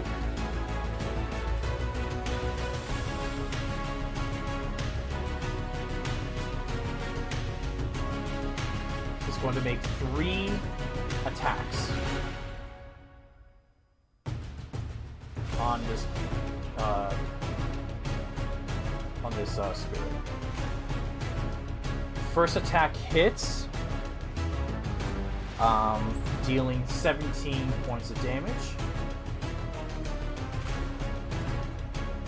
Second strike also hits, dealing 18 points of damage. The last one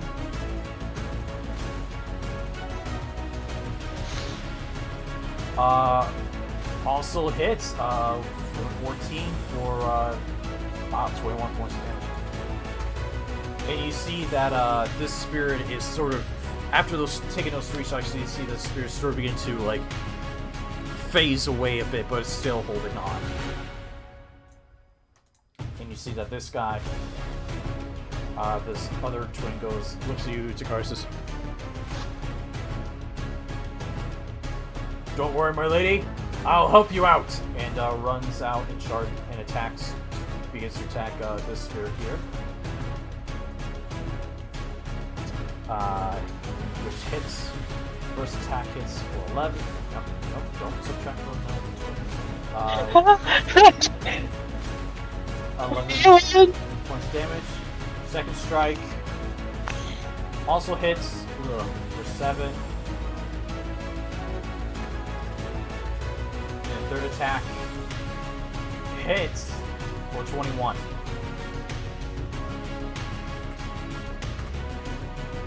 You see, this one's also beginning to, this one's also, like, trying to keep its stuff together.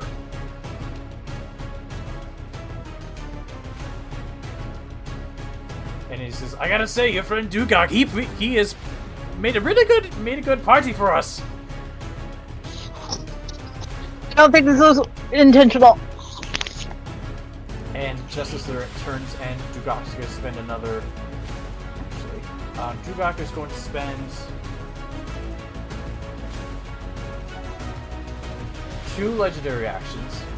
He's going to do a frightening foe. I need Hugbear and Vardoth to make wisdom saving throws. DC 16.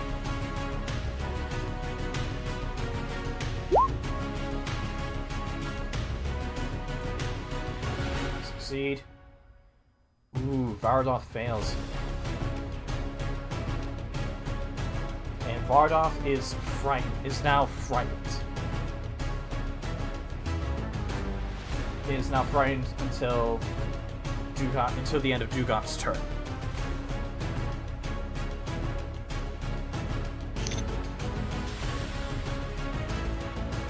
Right. Slice. Slice is going to move over. Doesn't Slice also have heroism? Yes, Slice has heroism. How much HP, temporary HP does Slice get? Bob.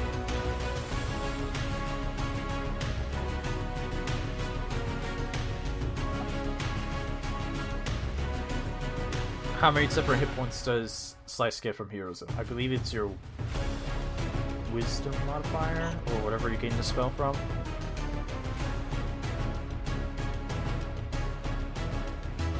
He's immune to being frightened. I'm reading. Okay. Equal to my spellcasting modifier.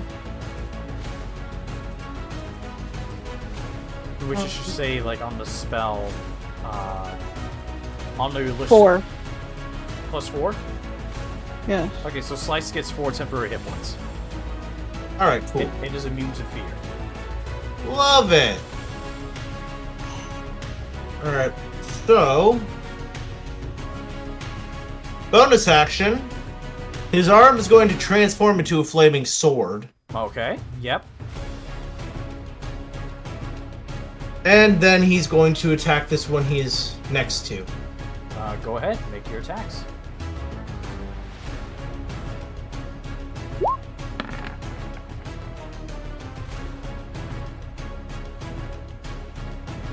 A 12 is going to miss. Second attack.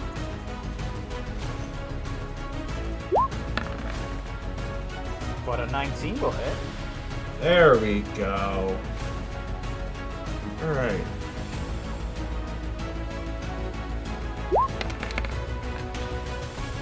For 7 and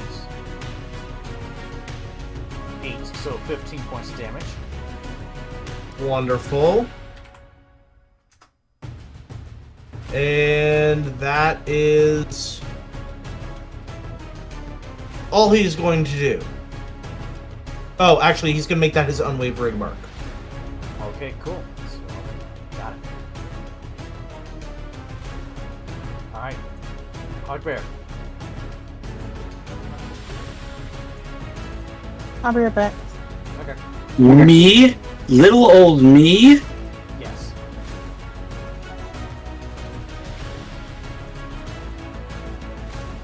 I rage because I do that sometimes. Okay, so you rage. I move my echo there. And I'm going to start attacking Duggock, I guess. And going to do it with advantage. I'm also going to be using the Nether Bane, and I'm going to be activating it, so -3 to my attacks. Okay, cool.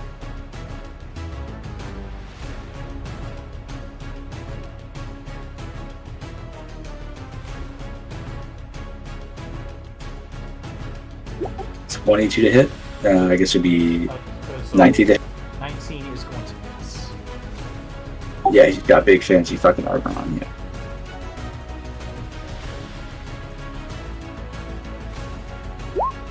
Oh, 27.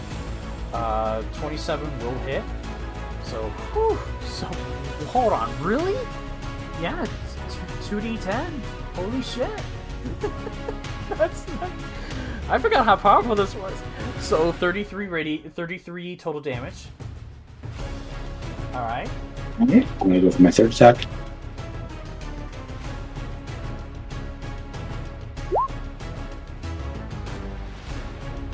Uh, 21 is going to hit for 31 points of damage. And then I'm going to use one of my my shadow attacks.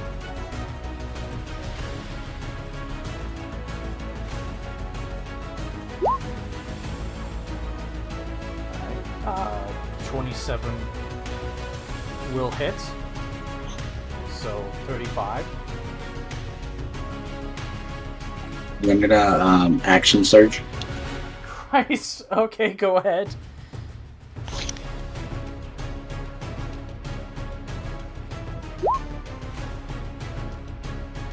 Uh, 24 will hit. For That's knocks through the radiant damage, but oh well. 17 damage. damage. Alright. Second attack. That will hit for Hit 32. for 32. Cool. 2 more. Okay.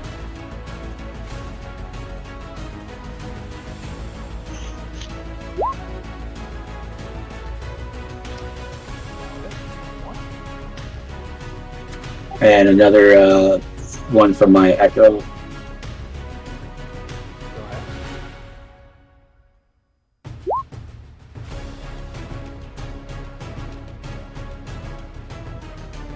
28 for 31 damage. Okay. That'll do it. 31 damage. Okay. And begins to hack and slash and king. And yeah, first strike, essentially you realized, oh, this bastard's hard to hit. Okay, and aim at everything else that's not covered in armor, and you just deal a lot of damage, and he is looking rough. Hey guys, I just did 190 damage in one round. Let's go.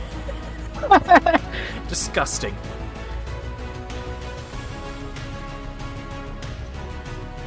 I guess that'll be the end of my turn.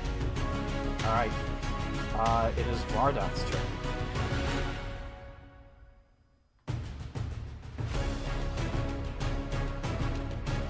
Because he took some damage.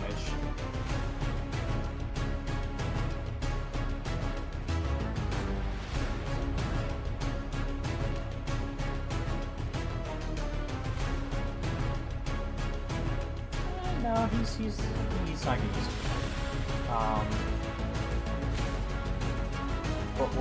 But what he will do is he's going to attack 3 times, which would have been at advantage because flanking, disadvantage because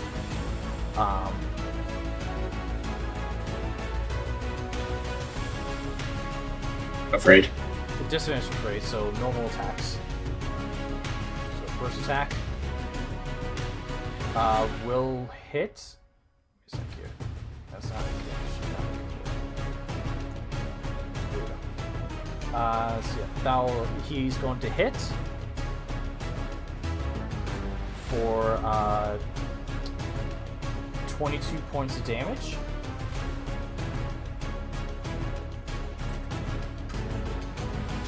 And second attack will hit for 20 points of damage. And third attack is going to miss.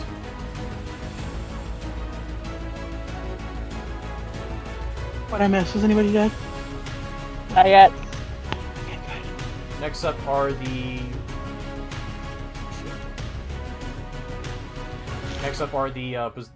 spirits. you see the two on the top right here. This one moves over to surround the big guy, and they're gonna make. You see, they're not gonna make an attack with advantage. They only get one attack up. But the top one, first one misses. Second guy hits for 5 points of damage. These two are going to go surround Slice. And also going to attack Slice with advantage. First attack, 22 to hit Slice. Misses. Second attack, nope, that's an 18.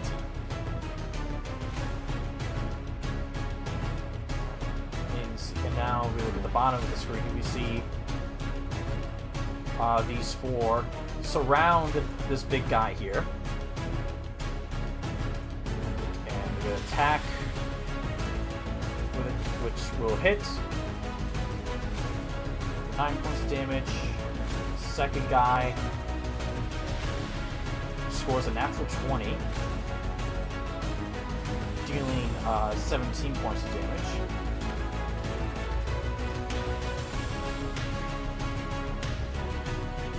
Okay.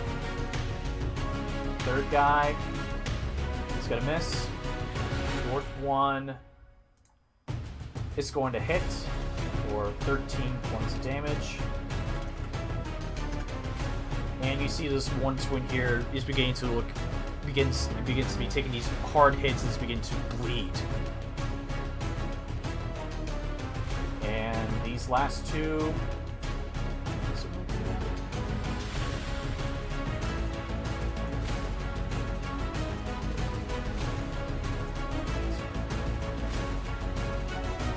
Five.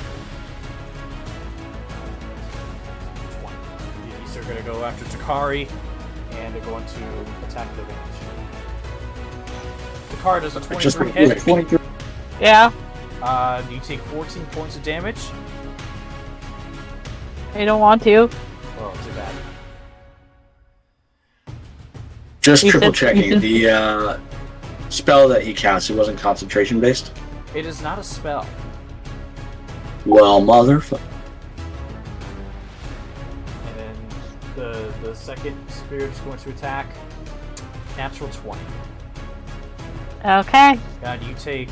unfortunately, he rolled really bad on his extra damage die, so you only take 12 slashing. 12 total? 12 total. So you got lucky. Yay. I'll take it. He rolled an 11, and on the extra die, he rolled a 1. This one sucked. And speaking of which, Okay. Takari, you're up. Okay, so we're gonna pull up the bag of tricks and pull all 3 of the fuzzy little balls that I have. Alright. And that Can you is... do all 3 simultaneously? Yeah. Fuck. Alright. Alright, let me know what you get. I hope you like 3 boars added to the Oh, 3 what? boars. What kind of it? I am sorry, I'm having a hard time hearing you. Boar. Boars. Okay. Giant boars or just boars? It just says boar. But I do have options for giant animals, but I did not roll those. Okay. So let me go get those for you because I only had giant boars, so we just get boars. Sorry. No, you're good. You're good. They go on my initiative, so. Okay. Oh, let me just add it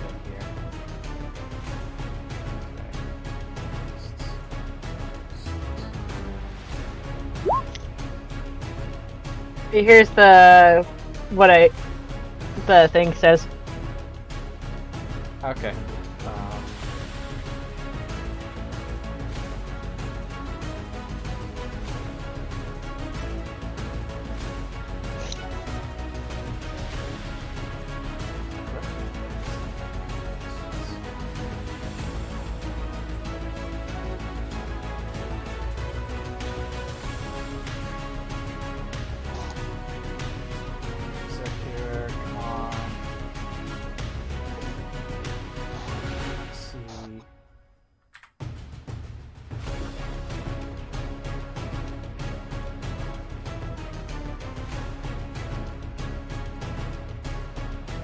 cool.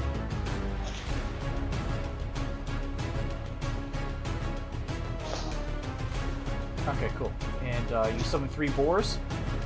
Okay, so Where one do you is put going with it kind of in this area. Okay, so let me 1, 2,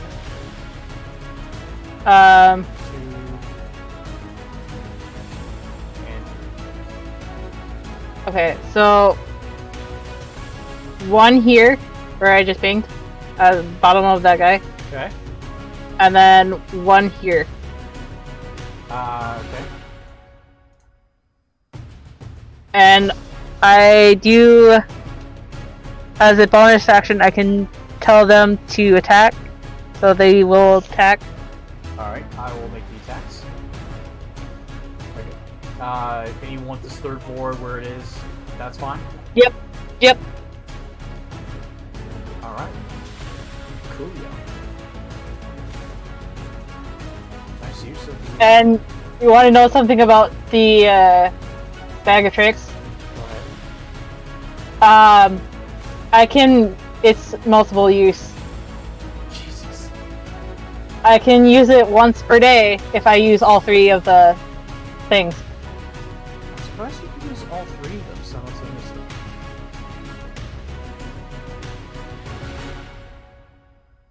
It says at the bottom, once 3 fuzzy objects have been pulled from the bag cannot be used again until the next dawn.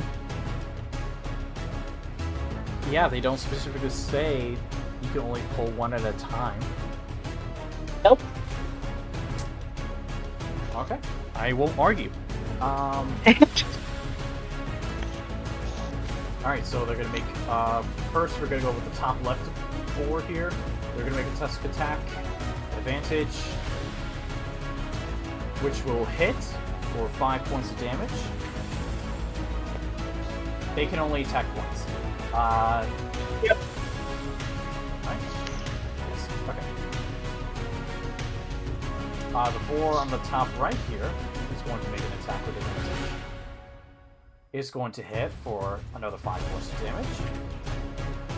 And then this boar is going to make an attack. Natural 20. Dealing 11 points of damage. To the guy that is right next to him.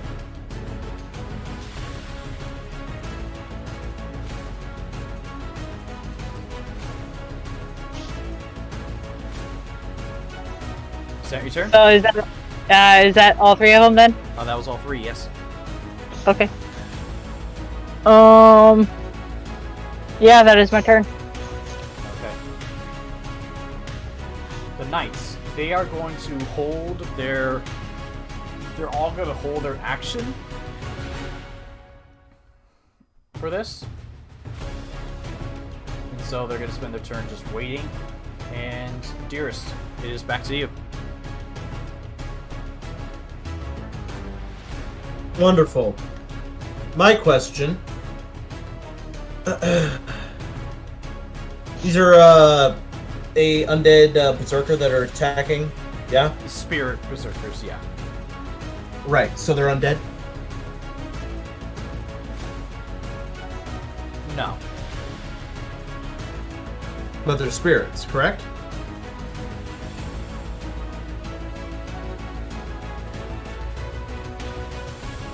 Yes, but I'm gonna say they're more. They're not considered they're not considered undead.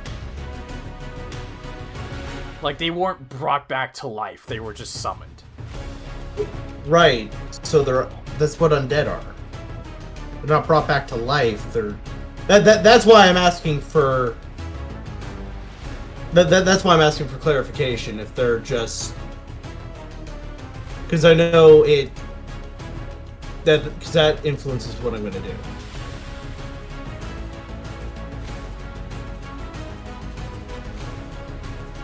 I'm gonna say no. Okay. I imagine it's something like Spirit Guardians, where it's like they're calling forth, spirit energy or shit, astral shit. Right. Isn't the stat block for that still considered undead though? They don't have spirit guardians. Okay, so these are spirits, and so these aren't the kind of spirits that are undead. Spirit guardians just allows you to summon spirits that can defend you and attack anything that's nearby. So it's like these are spirits. These are not undead spirits. They're not. Probably more Fae than anything. I mean, fair.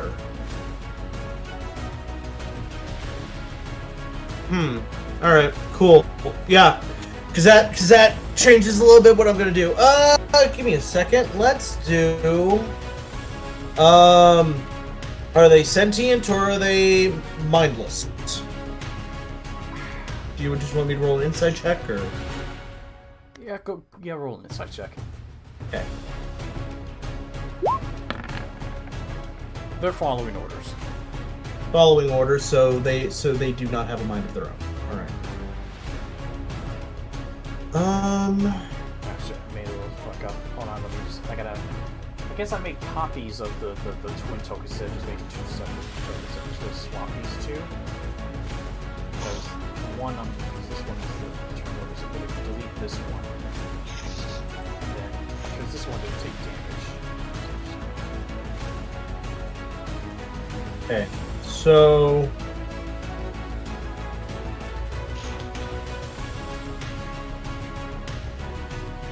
Why? What the fuck are you doing? Oh, I gotta use that kid or something. Sorry, keep going. Something's being stupid.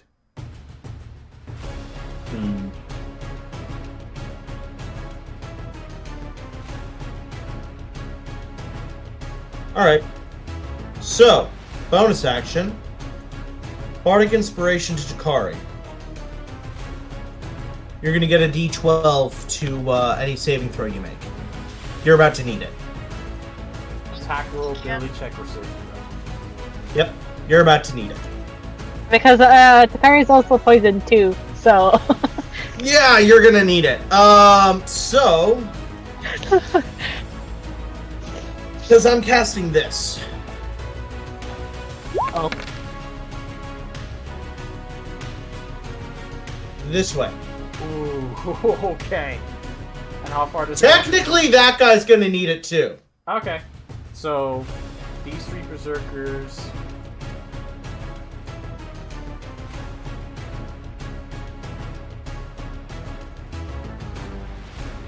You had to be in the way, Takari.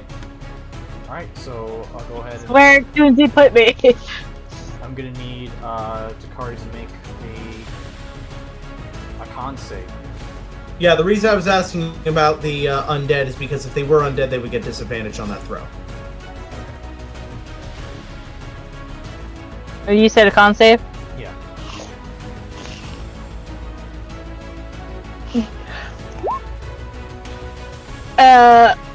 I don't want that to be disadvantage, but. Alright. Damn. Yeah, you have poison does not give you disadvantage. disadvantage on saving throws, so you just have it straight.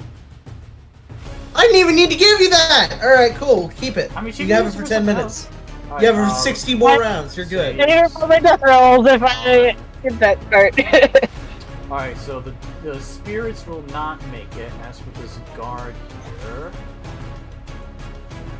he's gonna make it with a 22. Good. So those spirits are...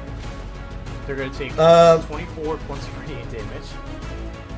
And they are blinded. Takari, So they take half have- damage. So you take 12. Yeah, so they're blinded until... Yeah. It'll say a creature's, and it's blinded until my next turn. Okay. I had to read.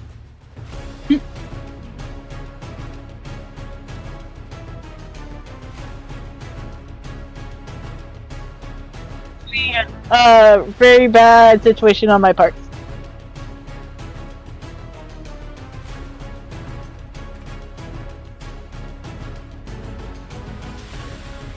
Okay.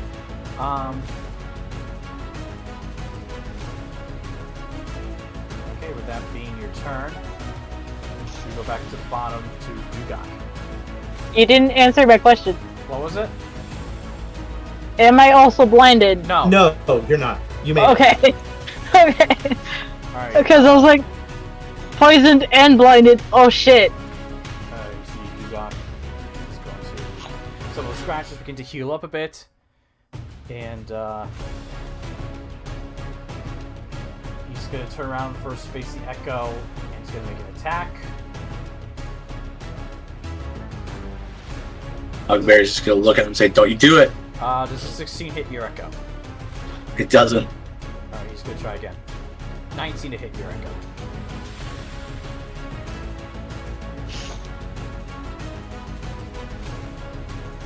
Echo has an AC of 19, so yeah. Alright, so the Echo...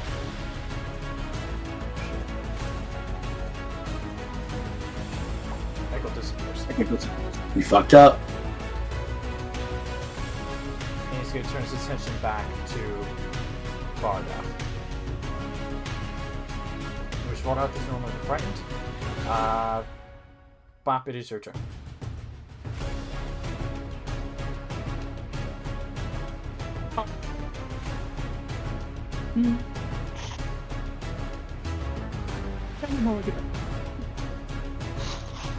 Well, since I did ready my gun, I'm just gonna start blasting.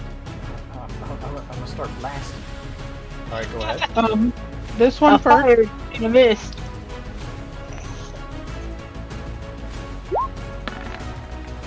A 13 will just hit. That one. Oh, I did it not give me my damage on the page. That's fine. That's fine. Alright. 11 piercing. And then I'm gonna take aim at this one that's by Slice. Alright, go ahead. 22 will hit. Heck yeah, it will. 4. 4 points. And that's it.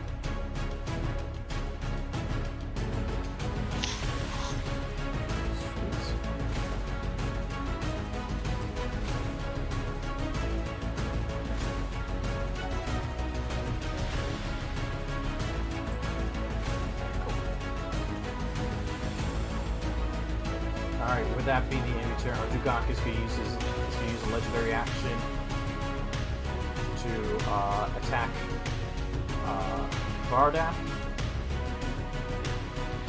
which he misses. Wow, Duggock, you suck. Alright, now it's the twins' turn. The first one here is going to look at you and say, "Thank you." He's going to look at you, Bob says, "Nice one." And it's going to turn around and begin to wall up on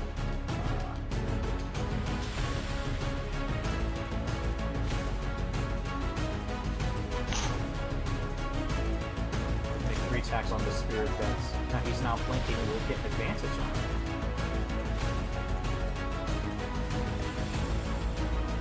First attack.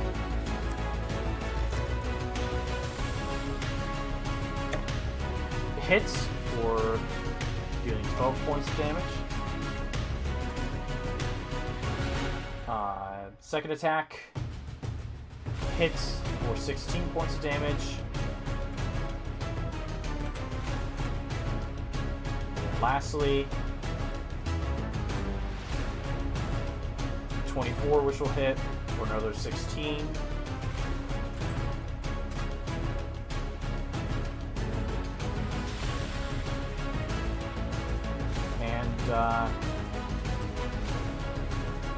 He's then going to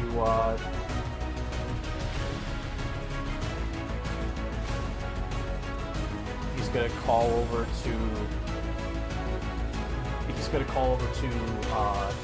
the 3 boars. And he's going to say, "What are you looking around for? Attack!" And the boars are going to use their reaction. They're all going to use their reaction to do an attack.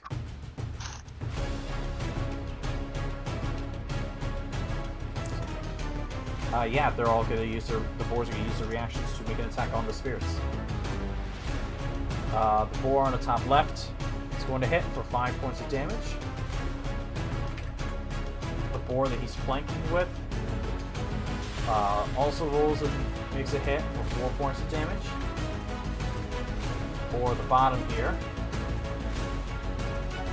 hits, dealing 5 points of damage. Takari, what do you have a weapon out? Not yet. Not yet. Cool. This second, the twin that's being surrounded here is going to look over to is going to look over to the spirit that's flanking you, Takari. That took a lot. Actually, he's going to still looking at the spirit he was pounding on previously. He's going to trying to finish the job. First attack, which will hit. 15 damage. Second attack.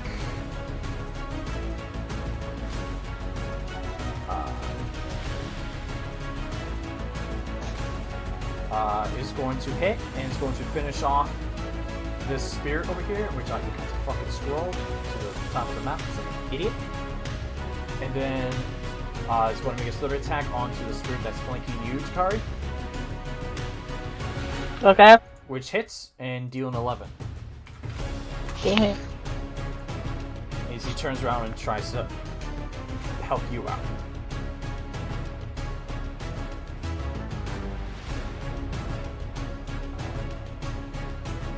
And as their turns ends, Duggock's to use his second legendary reaction to make an attack on Vardath. Motherfucker! This guy, Jesus, he needs a new sword, maybe new arms. I hate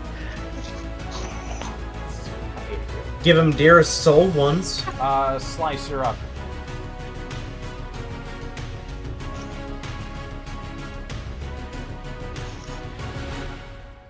Well, Scroll back up to the top. Make sure I don't fucking forget again.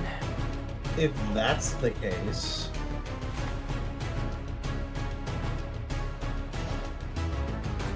he is going to attack the one that's behind him. Are you still Kamehameha-ing? He said it was slice. Slice is Oh, sorry. Well, now I'm concerned. Who is it? I don't know who I am anymore.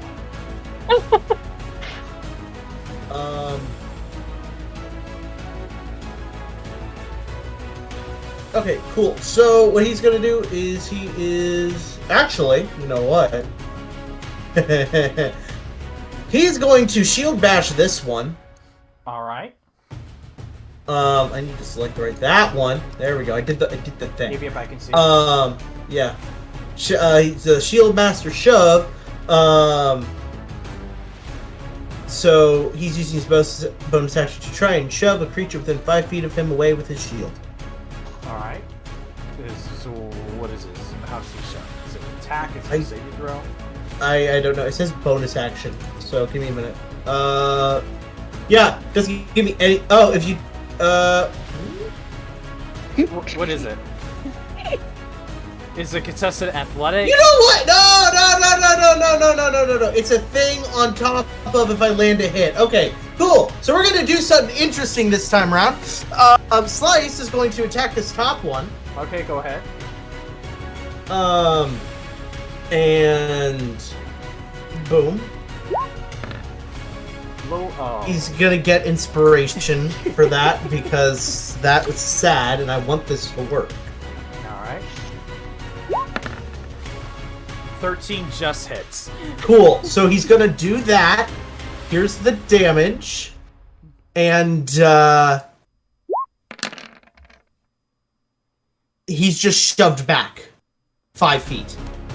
Alright, takes 15 points of damage. And he's shoved back 5 feet. And unless I'm mistaken, that provokes an attack of opportunity. It does.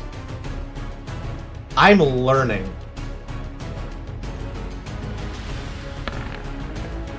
Oh, that was also not 20, but that hit. I would have been so happy. All right.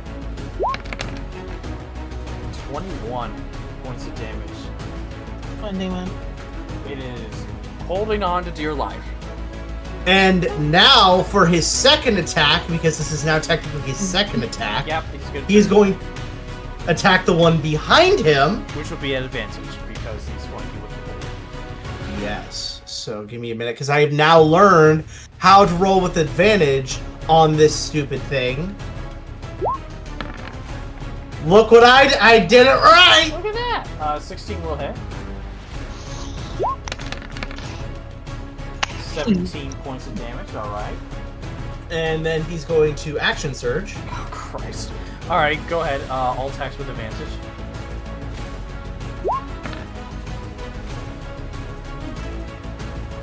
Inspiration. Alright, so just roll d20. Yeah. That's a 13, it'll hit. Yeah. Just Okay. hit. 20 points of damage. And then one more time. Hey, that hits! Wonderful. Oh, hey, that just finishes it off. Slice is being a little bit more badass tonight.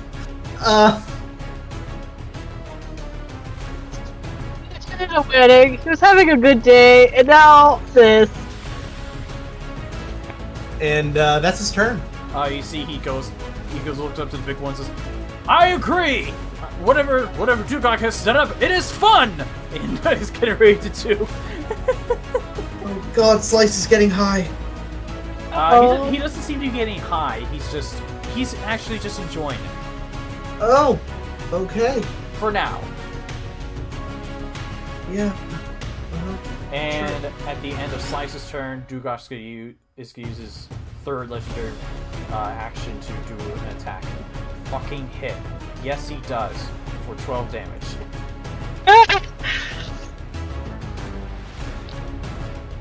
Alright. Hugbear.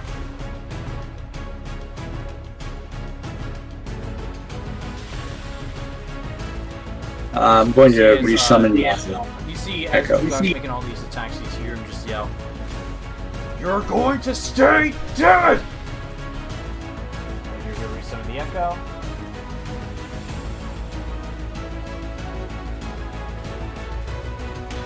and start attacking again. Alright, go ahead.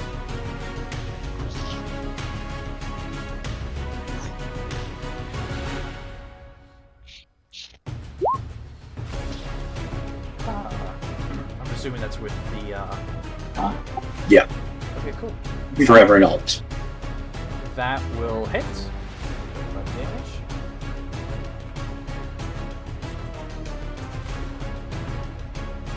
Second attack. That's 17 is going to miss.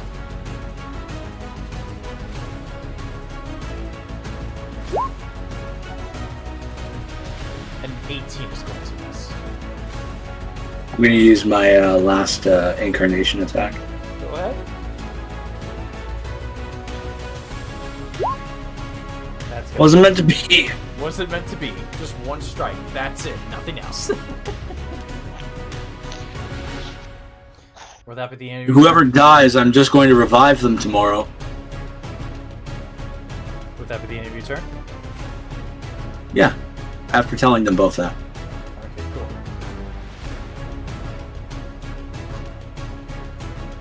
Vardoff doesn't pay attention to that. He see there's a quick look of okay, and is going to from your thing is going to attack Duggock with advantage.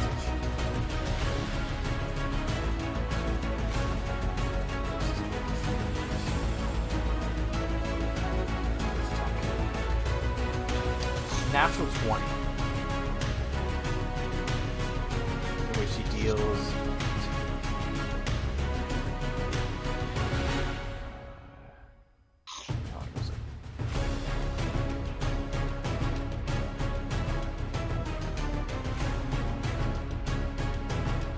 33 points of damage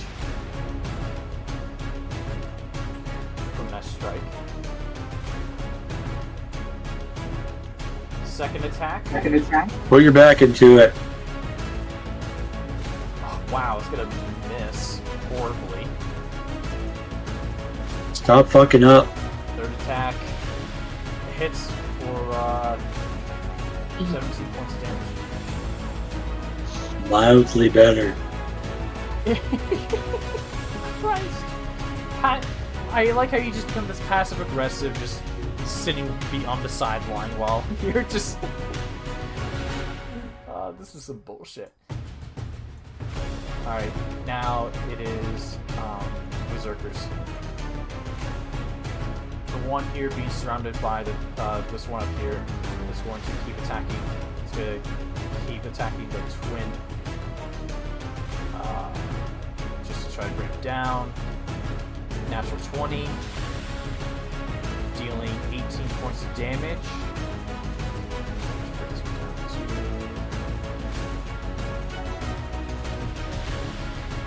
Alright. The one that sliced pushed away is gonna run back, is gonna walk back up to him and make an attack. Misses horribly. Now the ones that are surrounding this twin here. Well, the one that was being attacked by the boar is gonna attack the boar. 21, which hits, dealing 7 points of damage.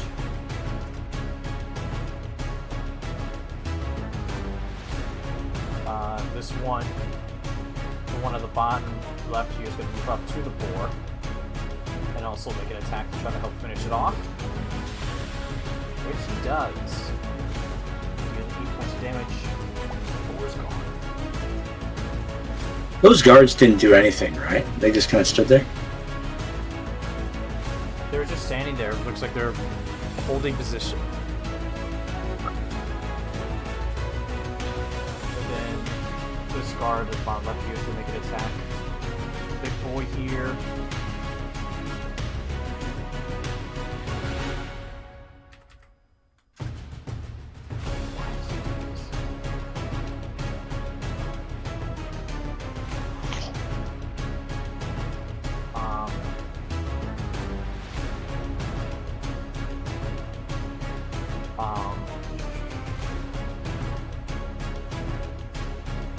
Sorry, one second. What was it doing? Did I pull that? I don't think. This one's gonna make an attack on the good guy. And he's gonna miss. And then the two that are surrounding Takari. Oh. 23 to hit. Yup. 12 points of damage. Yup. Second one, also 23 to hit. Oh, we were gonna get a repeat of For I don't 5 want to points take of slashing. What? 5 points of slashing to you, Takari. Okay. And their turns are up. Takari! We're gonna bonus action Misty Step, this way. Alright. That. So you get the fuck away. I think that was 30 feet or 15 or 5, 10, 15, 25. 25? Okay. So we're gonna start using the oath bow. Alright. And then we're aiming. At the... Okay, got you aiming at that one. I will use the ability. You are going to use the ability. Yeah. Okay. 26 will hit, yeah.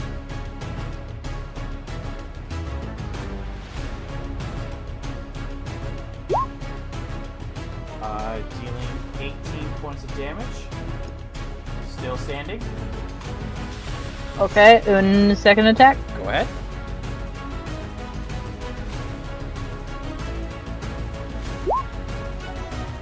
Will hit.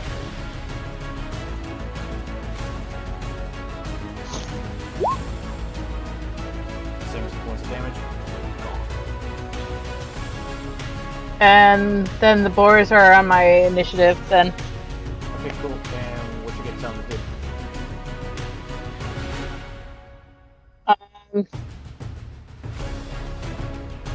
If I could have this one move there Alright. for that one, and then have this one move down. You're gonna have him move down? Actually, no, he's gonna stay. Okay. And hopefully they can attack. Okay. They will attack. And here we go. First, the one that moved. 21 will hit. Dealing 5 points of 5 damage. Because I'm right clicking for no reason. And the one up here that's flanking is going to just hit, dealing a pitiful 2 points of damage. Just a beep! Just a little beep! He's trying! Alright. The knights are once again holding position. Yeah, the knights are once again holding position. Basically holding their action.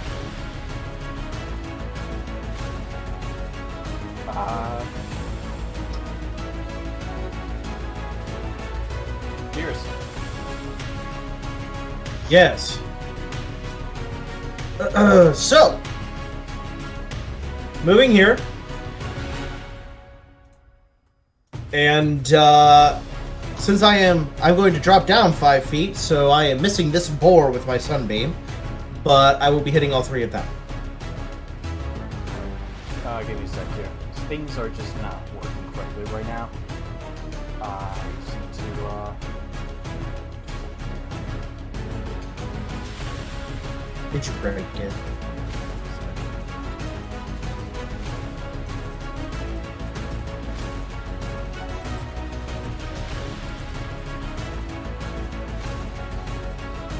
Alright, go ahead.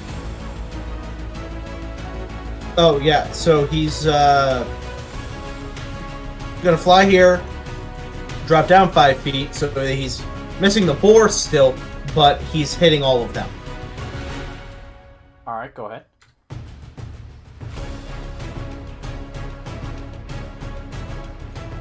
Yeah. I just scroll down to do the damage again. Are you just lining up and it's gonna hit the boar? No, it's not gonna hit the boar. That's what I said. Okay. So it's only gonna hit them because I'm 5 feet in the air. So basically, it would miss it there because a boar is only 2 feet tall. Right, so it'll And hit, then it'll hit it would these aim- 3 berserkers though. Yeah. Got it. So hang on. I'm pretty sure what was it, a con save? Yes, it was. Yep. Fail. So all take 25 points of damage. And they're blinded. Alright.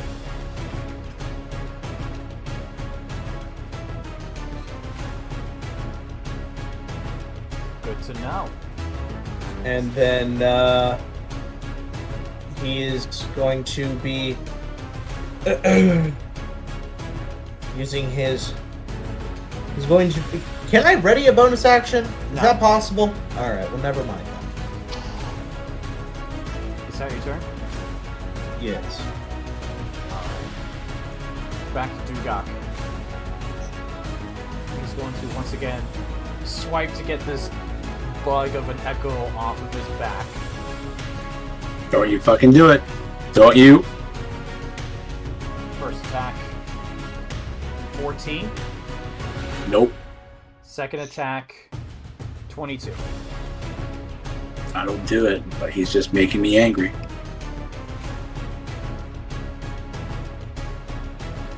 And then once again turns his attention. Corra is basically he swipes away, but looks back at you and says, "Stop!" And he's looking annoyed.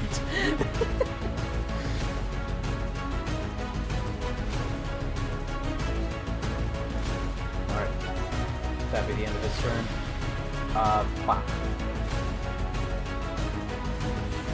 I'm shooting. Alright, who are you shooting? Dude behind. Slicey boy. Alright. Bluey. Ooh. Oh, that sucks. Oh my god, what have you done? Can I re-roll that? Sure. I'm just gonna roll a d20. That'll hit. Okay.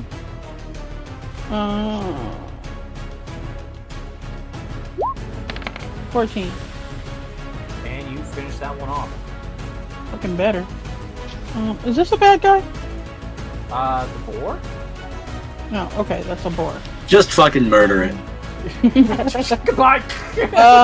I shoot this dude. Alright, go ahead.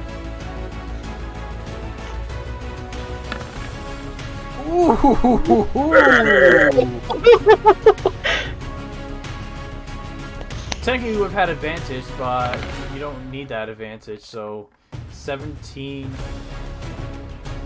Oh shit, that was a shit fucking 20. Why would you do that 20? But it's still killed. And then I'm gonna Misty Step. Somewhere you could just walk to. Hold on. She still got movement. I'm gonna Misty Step over here, Got it. right here, Yes. and then I'm going to walk 15, but I can get a better view of these guys. Okay. And that is my turn. What is that in front of Bob? What is that supposed to be? It's a table. Is it taller than Bob? Can Bob still see anything? It's a broken table. I will hurt you. Question still stands. I will say that, like, How tall is the table, Kenzie? it's tall enough that, like, it's not gonna block your view. If the table is taller than 3 foot 3 Well, I mean, inches. you can also look, like, underneath the table and you can Most- still see. Either way, you'll be able to see.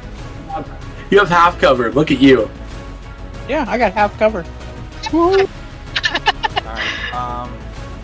just before... Why does this one not do my one? Because you wanted to do it. Duggock is going to use a legendary action to attack Varda. And hits.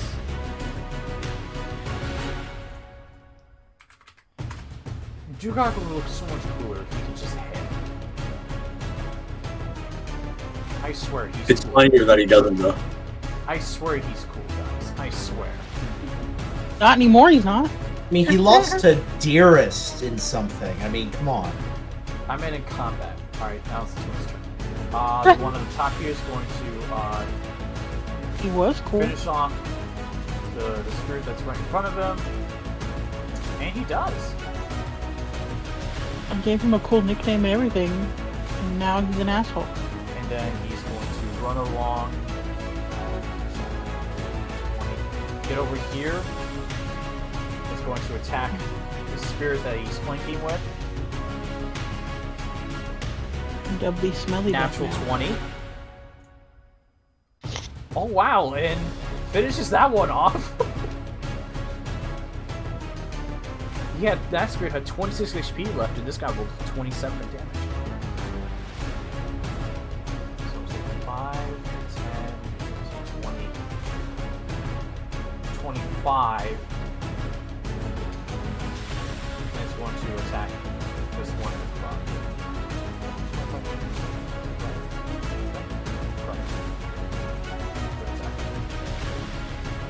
Which will hit, dealing 16 points of damage.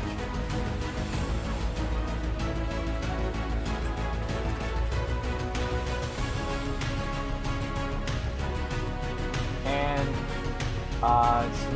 he's going to tell his twin, well, go ahead and kill him. And the other twin's gonna make a reaction, use his reaction to attack the one the other twin is attacking, which will hit. Oh, wow, 6 points. That sucked. Alright. And now it's the other twin's turn. It gets their 3 attacks. He's actually going to turn around and take off. Try to finish off this one here. Until I have 3 attacks. Which will hit, dealing 8 points of damage. Second attack. Hit, dealing 19 points of damage. Third attack. Which will hit, and it will finish off this ghost here. And then he's going to turn to his brother and says, "You do the same thing. Now you finish this one off. Come on!" An attack. And doesn't kill it, but is wiggling. It is wobbling, is on its last legs.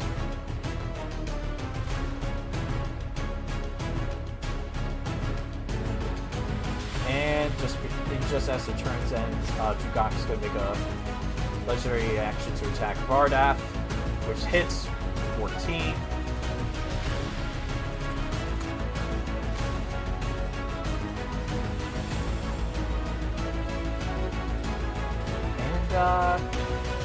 What's that? Slice.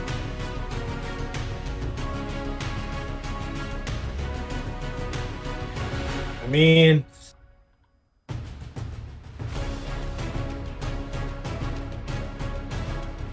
yeah.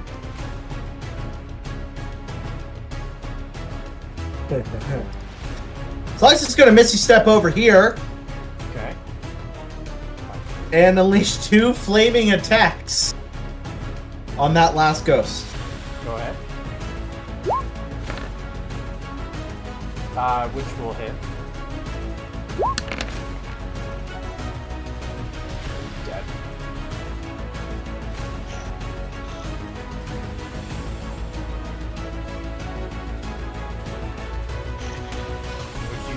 You killed off all of the Berserker spirits. Careful.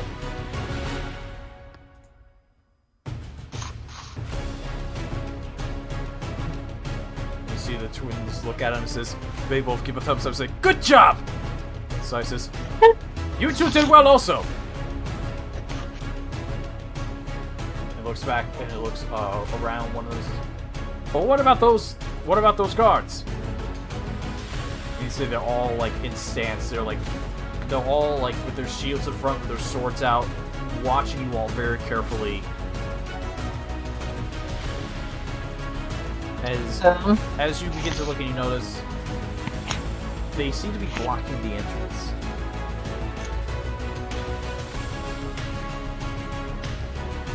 Oh, whatever will we do? How will we get through the canvas around us? Slice still has his movement. I just realized I'm bleeding. I will be right back. Okay. Don't turn off your webcam. Do not turn off your webcam. It's gonna fuck things up. I was just gonna mute. Okay. You can mute. Turn it off. You're allowed to mute. Make me the game master. No, just stay here and bleed more. Just die on the table. Make Slice, me the master Slice of the game. Slice would probably try walking up and trying to be like, we'll move aside, kind of thing. Like, we've dealt with the issue. Move aside. Does he walk up to them? Yeah. So like he can make it easy. Yeah. I was counting it out. Give me a break. Come on. Chill, Kun. Chill. If you don't chill, No.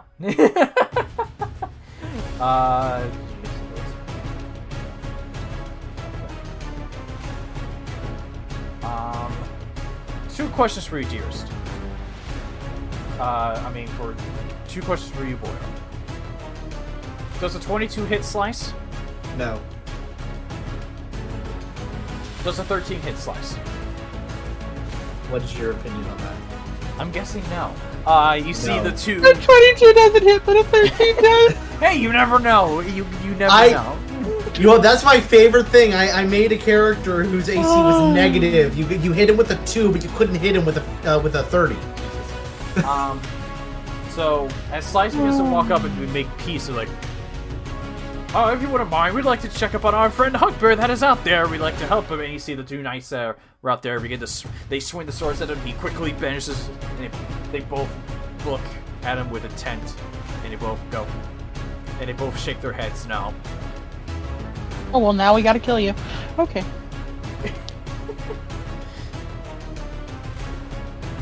No, we don't.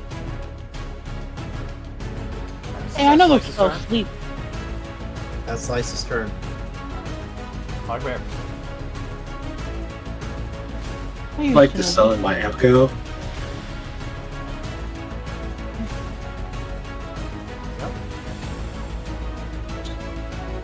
And I'll just keep doing this all day. I could do this all evening. Go ahead.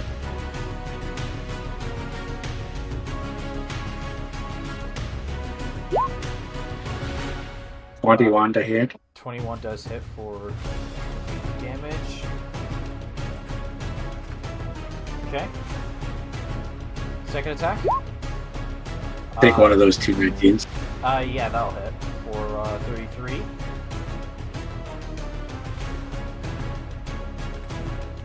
Okay, third attack.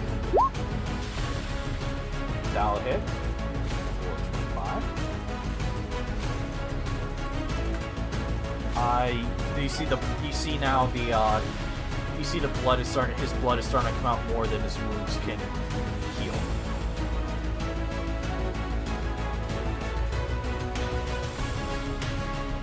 I can actually do this all day. And whoever dies is just coming back tomorrow.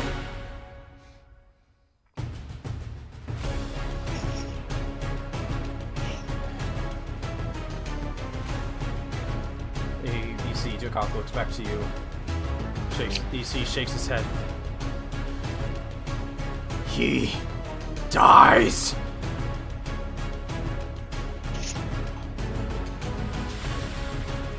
And as he looks away, Varda is going to take 3 attacks. This first attack will hit, dealing 20 points of damage. Second strike, dealing 24. Third attack hits.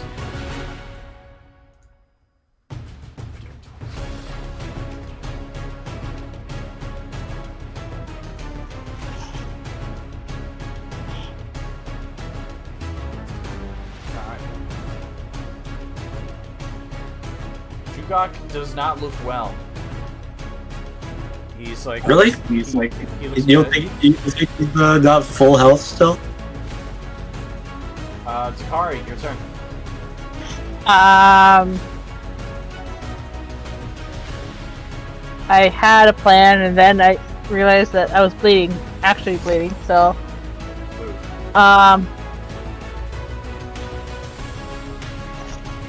the guards have not attacked, right? They tried to attack Slug. Slice approached them and they attacked him. The two of these next two attacked him. Okay, Pack. Never mind. No peace option. So we're just gonna use my sharpshooter feat. Alright. And yep, but I get a plus 10 added to the Why? damage. Why did it not? Okay. You gonna keep that? I have other rolls to do that. It just says to roll before I attack. Right, but you rolled on roll 20. I did. You did. Okay. Well, I guess I'm gonna have to keep it. Okay. Then So first you aim, you try to do something different, and goes over. Second attack, which one are you aiming at? Just so I know. this guy in front. Gotcha. 29 will hit.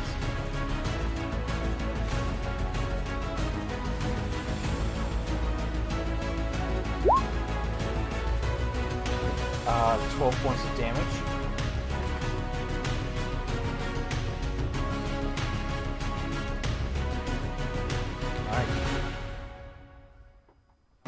Alright. So, wait.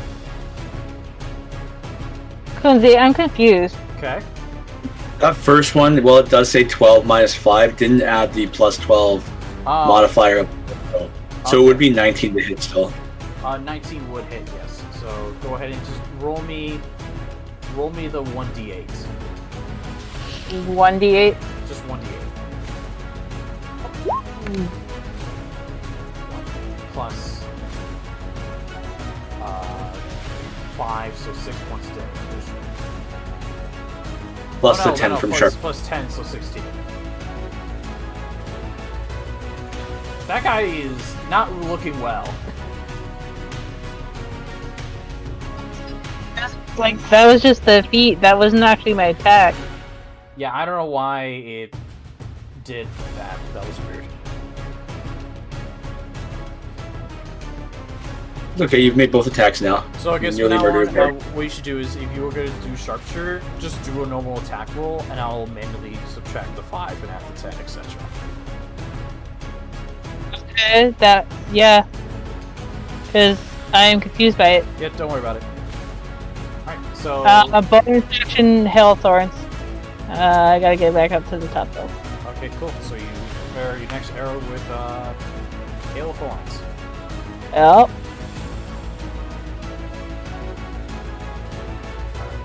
The knights, they're going to hold these three are gonna the three on the left here. So 1, 2, and 3. They're gonna hold position, while these two are they're going to attack slice twice each.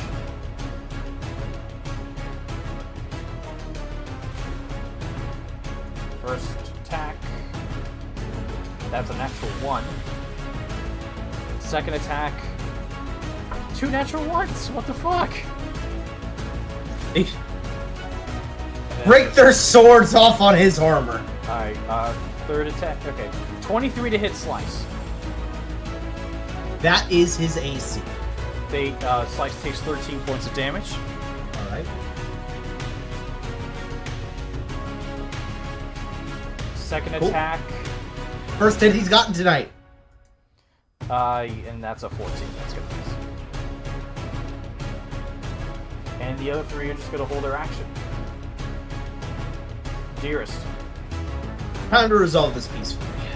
Dearest is going to fly forward. And if I remember correctly, he gets... let me double check what the speed was, because I'm pretty sure... Yeah, 60 feet is his movement. So he's going to fly 15 feet in the air, and then fly 15... Actually, he's going to fly all the way up to fucking here! And then... because I don't have the spell slot required to do it at the lowest level possible, I have to do it a level higher, so... Mash suggestion, alright. And they have disadvantage because of Bandalore. So, ready for how I'm phrasing this? Okay. Hold on, let me make the rolls here. Yeah. I'm just gonna roll for all the ones here. Saves. Wisdom. 9. They all fail? Yep. Love it. So, he's simply going to say... Even the strongest among you couldn't damage our finest warrior. You really think you have a chance? I suggest that you throw down your arms, kneel before me, and pledge your undying allegiance to me, and follow every single word I say. I'm gonna have to take a look at that spell. It'll last 10 days, and then they'll become uncharmed. I knew that like suggestion had limitations, so I wanted to see if this one also had limitations. Yeah, no, it does. They can't harm themselves. Just that they can't harm themselves. Hang on. They cannot to stab itself, throw itself onto a spear, immolate itself, or do some other obviously harmful act automatically negates the effect of the spell. Basically, if it asks them to harm themselves, then it negates it. And basically, they are charmed until we're up to. Originally 24 hours, but because I had to do it a thing higher because I didn't have it, it lasts for 10 days. Okay, for 10 days. They are now my undying legion of knights for the next 10 days. Not undying, but they're my loyal knights. If the suggested activity can be completed in a short time, the spell ends when the subject finishes what they are asked to do. Yep, and I said to follow every word I said. I left it open-ended on that end for a reason, meaning that they still have to continue following my orders until they die. Okay, cool. Cool. Got it. I was smart. I hate you. Alright.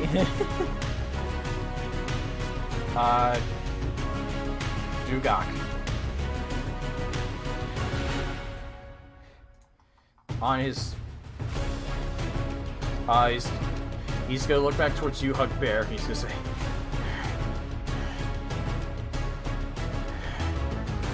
He's right. I was always jealous of you. He always looked over at you, but never looked at me. Why is that? So first take a swing. I'm not even wearing pants. Swing at your echo, and it's going to... Your echo's going to disappear.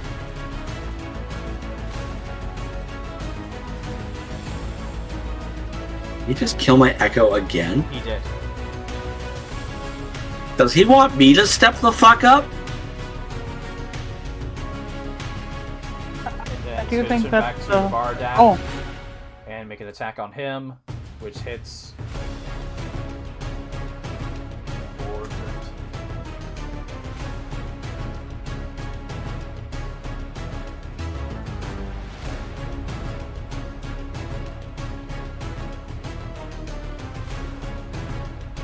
Alright. Wow. So, Row of Knights is now under Dearest control? They seem to be.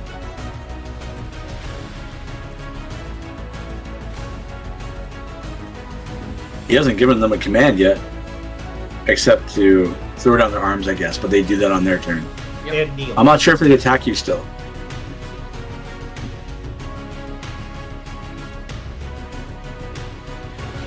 They would have to be required to do what I asked them to do before they could even do anything else. Okay, so I'm gonna walk the 25 feet over here. Okay.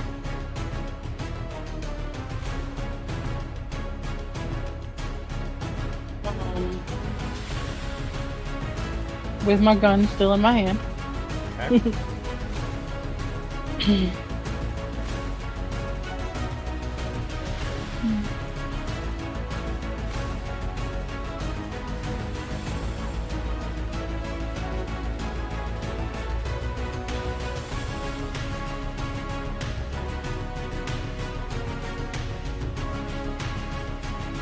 What you doing?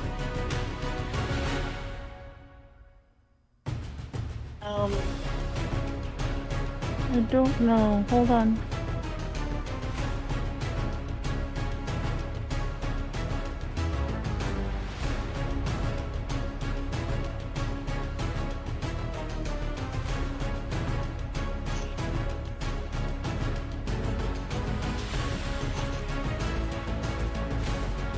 My thing freaked out a minute ago, and I had to repick all my Artificer stuff. It like deleted my Artificer. And I forgot to grab Misty Step again. I was gonna Misty Step out. Okay, I can say you missed a step. Oh, but I have to be able to see where I'm going, don't I? You can follow me with the rule here. I mean, theoretically, it's canvas, so... Yeah. I don't know if you've ever seen canvas. You can generally see through that. So I Misty step outside, Okay. and I yell to Hugbear, "Do you need help?" You look over and You you will see Duggock seems to be attacking.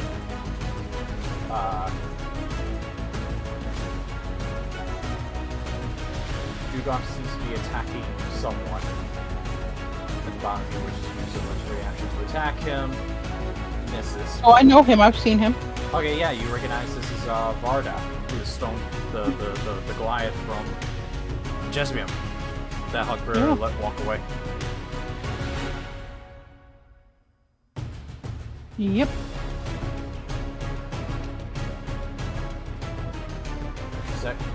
Now see the turn. Twins That'll be it. are going to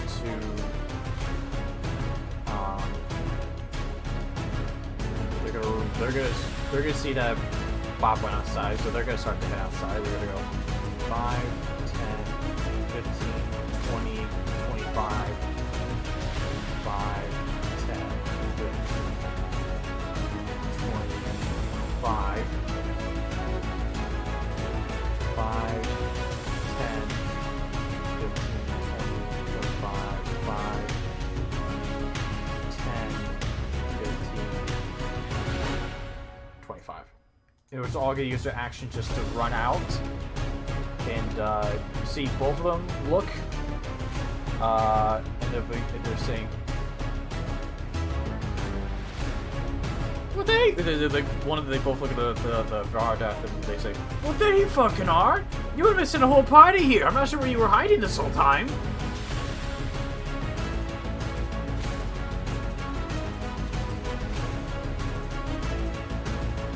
And then they notice a Duggock. And then you see Duggock attacks him. Misses. And you see one of them go, wait, what the fuck is going on?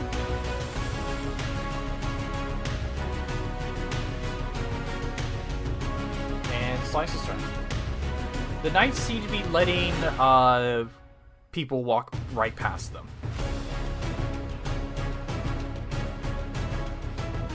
I guess that Slice would too walk out.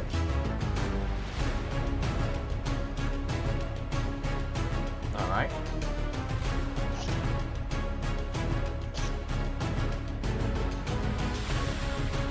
That's all he's gonna do. He doesn't really know what else to do. Alright, and then on his third reaction, attacks and hits Vardath. Damage. And now Vardath is starting to show bleeding.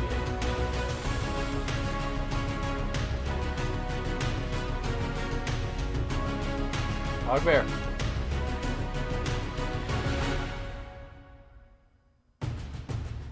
Me again? I put out my echo. Wait.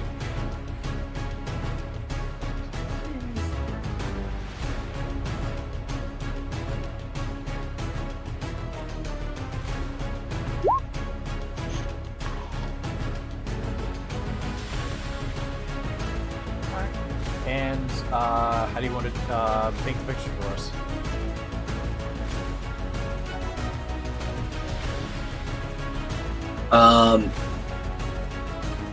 So as flavor, if you allow it, because I know I just used my bonus action to put the echo out there, Hugbear still wants to more or less switch places with the echo. I'll give it to you. And as he does his final blow, putting his his glaive, the Netherbane, into Duggock's leg, not wanting to damage this armor. Anybody who just came out of the building, who can see Hugbear close enough, notices that his body almost has an echo around him. An almost older or wiser looking Hugbear. It seems that the Netherbane in this moment has given him the ability to summon his father, or at least his father is guiding his hands in this final attack, putting the Netherbane into Duggock's leg. And as Duggock falls, Hugbear is going to catch his head and say, "You idiot. This is your wedding day, and I just proved I'm the best man."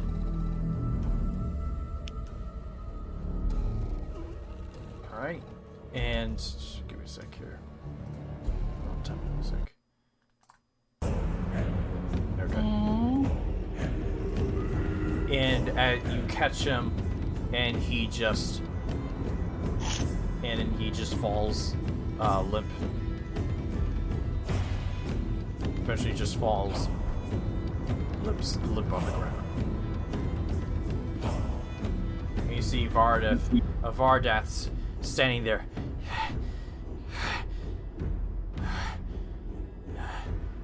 And he looks up to you, Hugbear.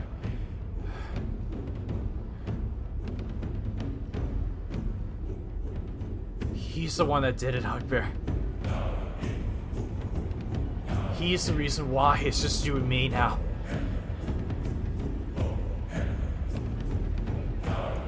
It's not just you and me. As I stand up and I tell everybody to stand down, and ask anybody with healing to come forward quickly. I'll kind of run out then. We are out of initiative at this point. I was going to say, Slice is closest, and he has Steel, so he can actually cast Revivify. Never mind. Okay. I just want, I'm going to start tying him up more or less, and I'm going to have somebody heal him and bring him back temporarily, with low hit points. Pretty sure it brings him back with 1 hit point. Yeah, it'll bring him back with 1 hit point. Never mind. I'll just heal myself then. Slice just stabs him with the sword and he comes back to life. Thank you, Slice. I am not sure this is how other healers do it, but it seemed to work. And Takari just touches herself. You might what? Whoa! Whoa! Praise So that she can kind of heal show, herself. Alright, Not that kind of show. heal yourself with 22. Alright, and so you see Slice goes up, pokes him with the sword, casting Revivify, and you see Duggock now all tied and the weapon taken away. No. Why did you pull me back? I told you before, there's only 3 of us. You can't die yet.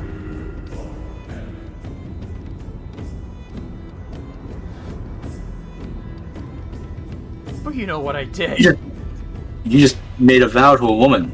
I believe you owe her the rest of your life. I'd be a terrible best man if I cut that short within an hour.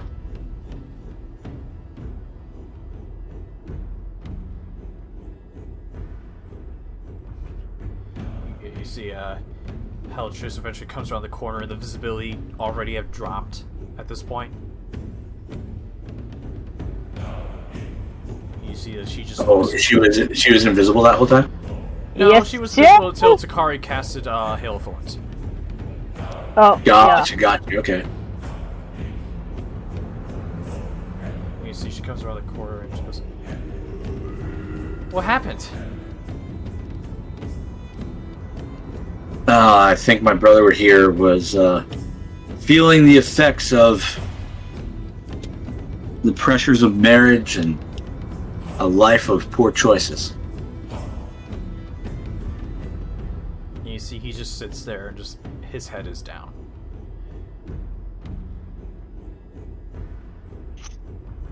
If you want any sort of redemption, you won't be an idiot. You'll talk to Father tonight, my friend.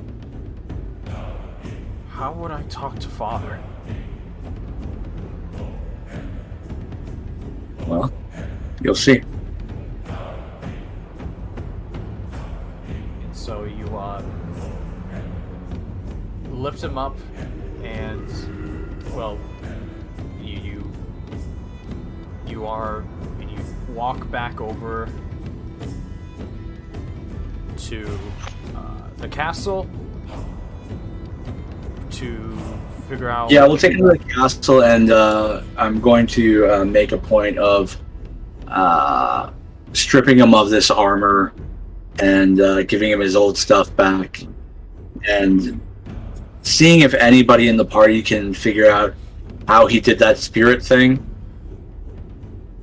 He's not a very smart man. I can't imagine he figured out how to do this on his own. I roll an Arcana. Can I as well? Go ahead.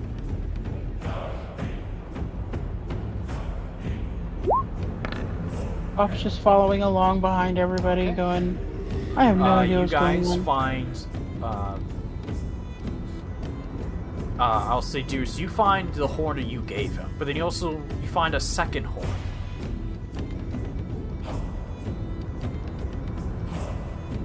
This horny motherfucker.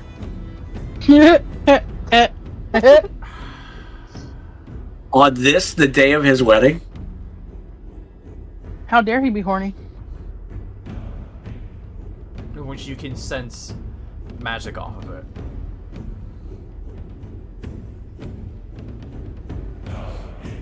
I'm taking them both. He lost his wedding present because of this. So go ahead and add the horn to blasting, and also go ahead and I'll say with your Arcana roll, add the horn of Valhalla silver. Oh shit. Whichever is the least rare of them all. Okay. And They're the same level of.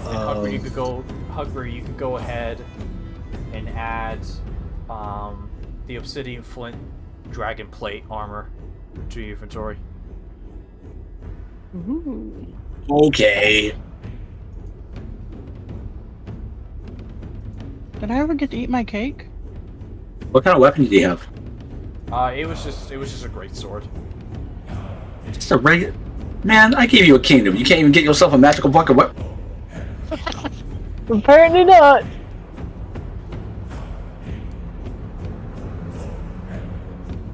See, did we ever get to eat our cake? Or you said when we were handing out the cake, so we didn't get to eat our cake? Nope. And the tables were I'm going broke. back. There's no cake. I'm going Cake back is to the on the tent. ground. I'm going back to the tent and eating it.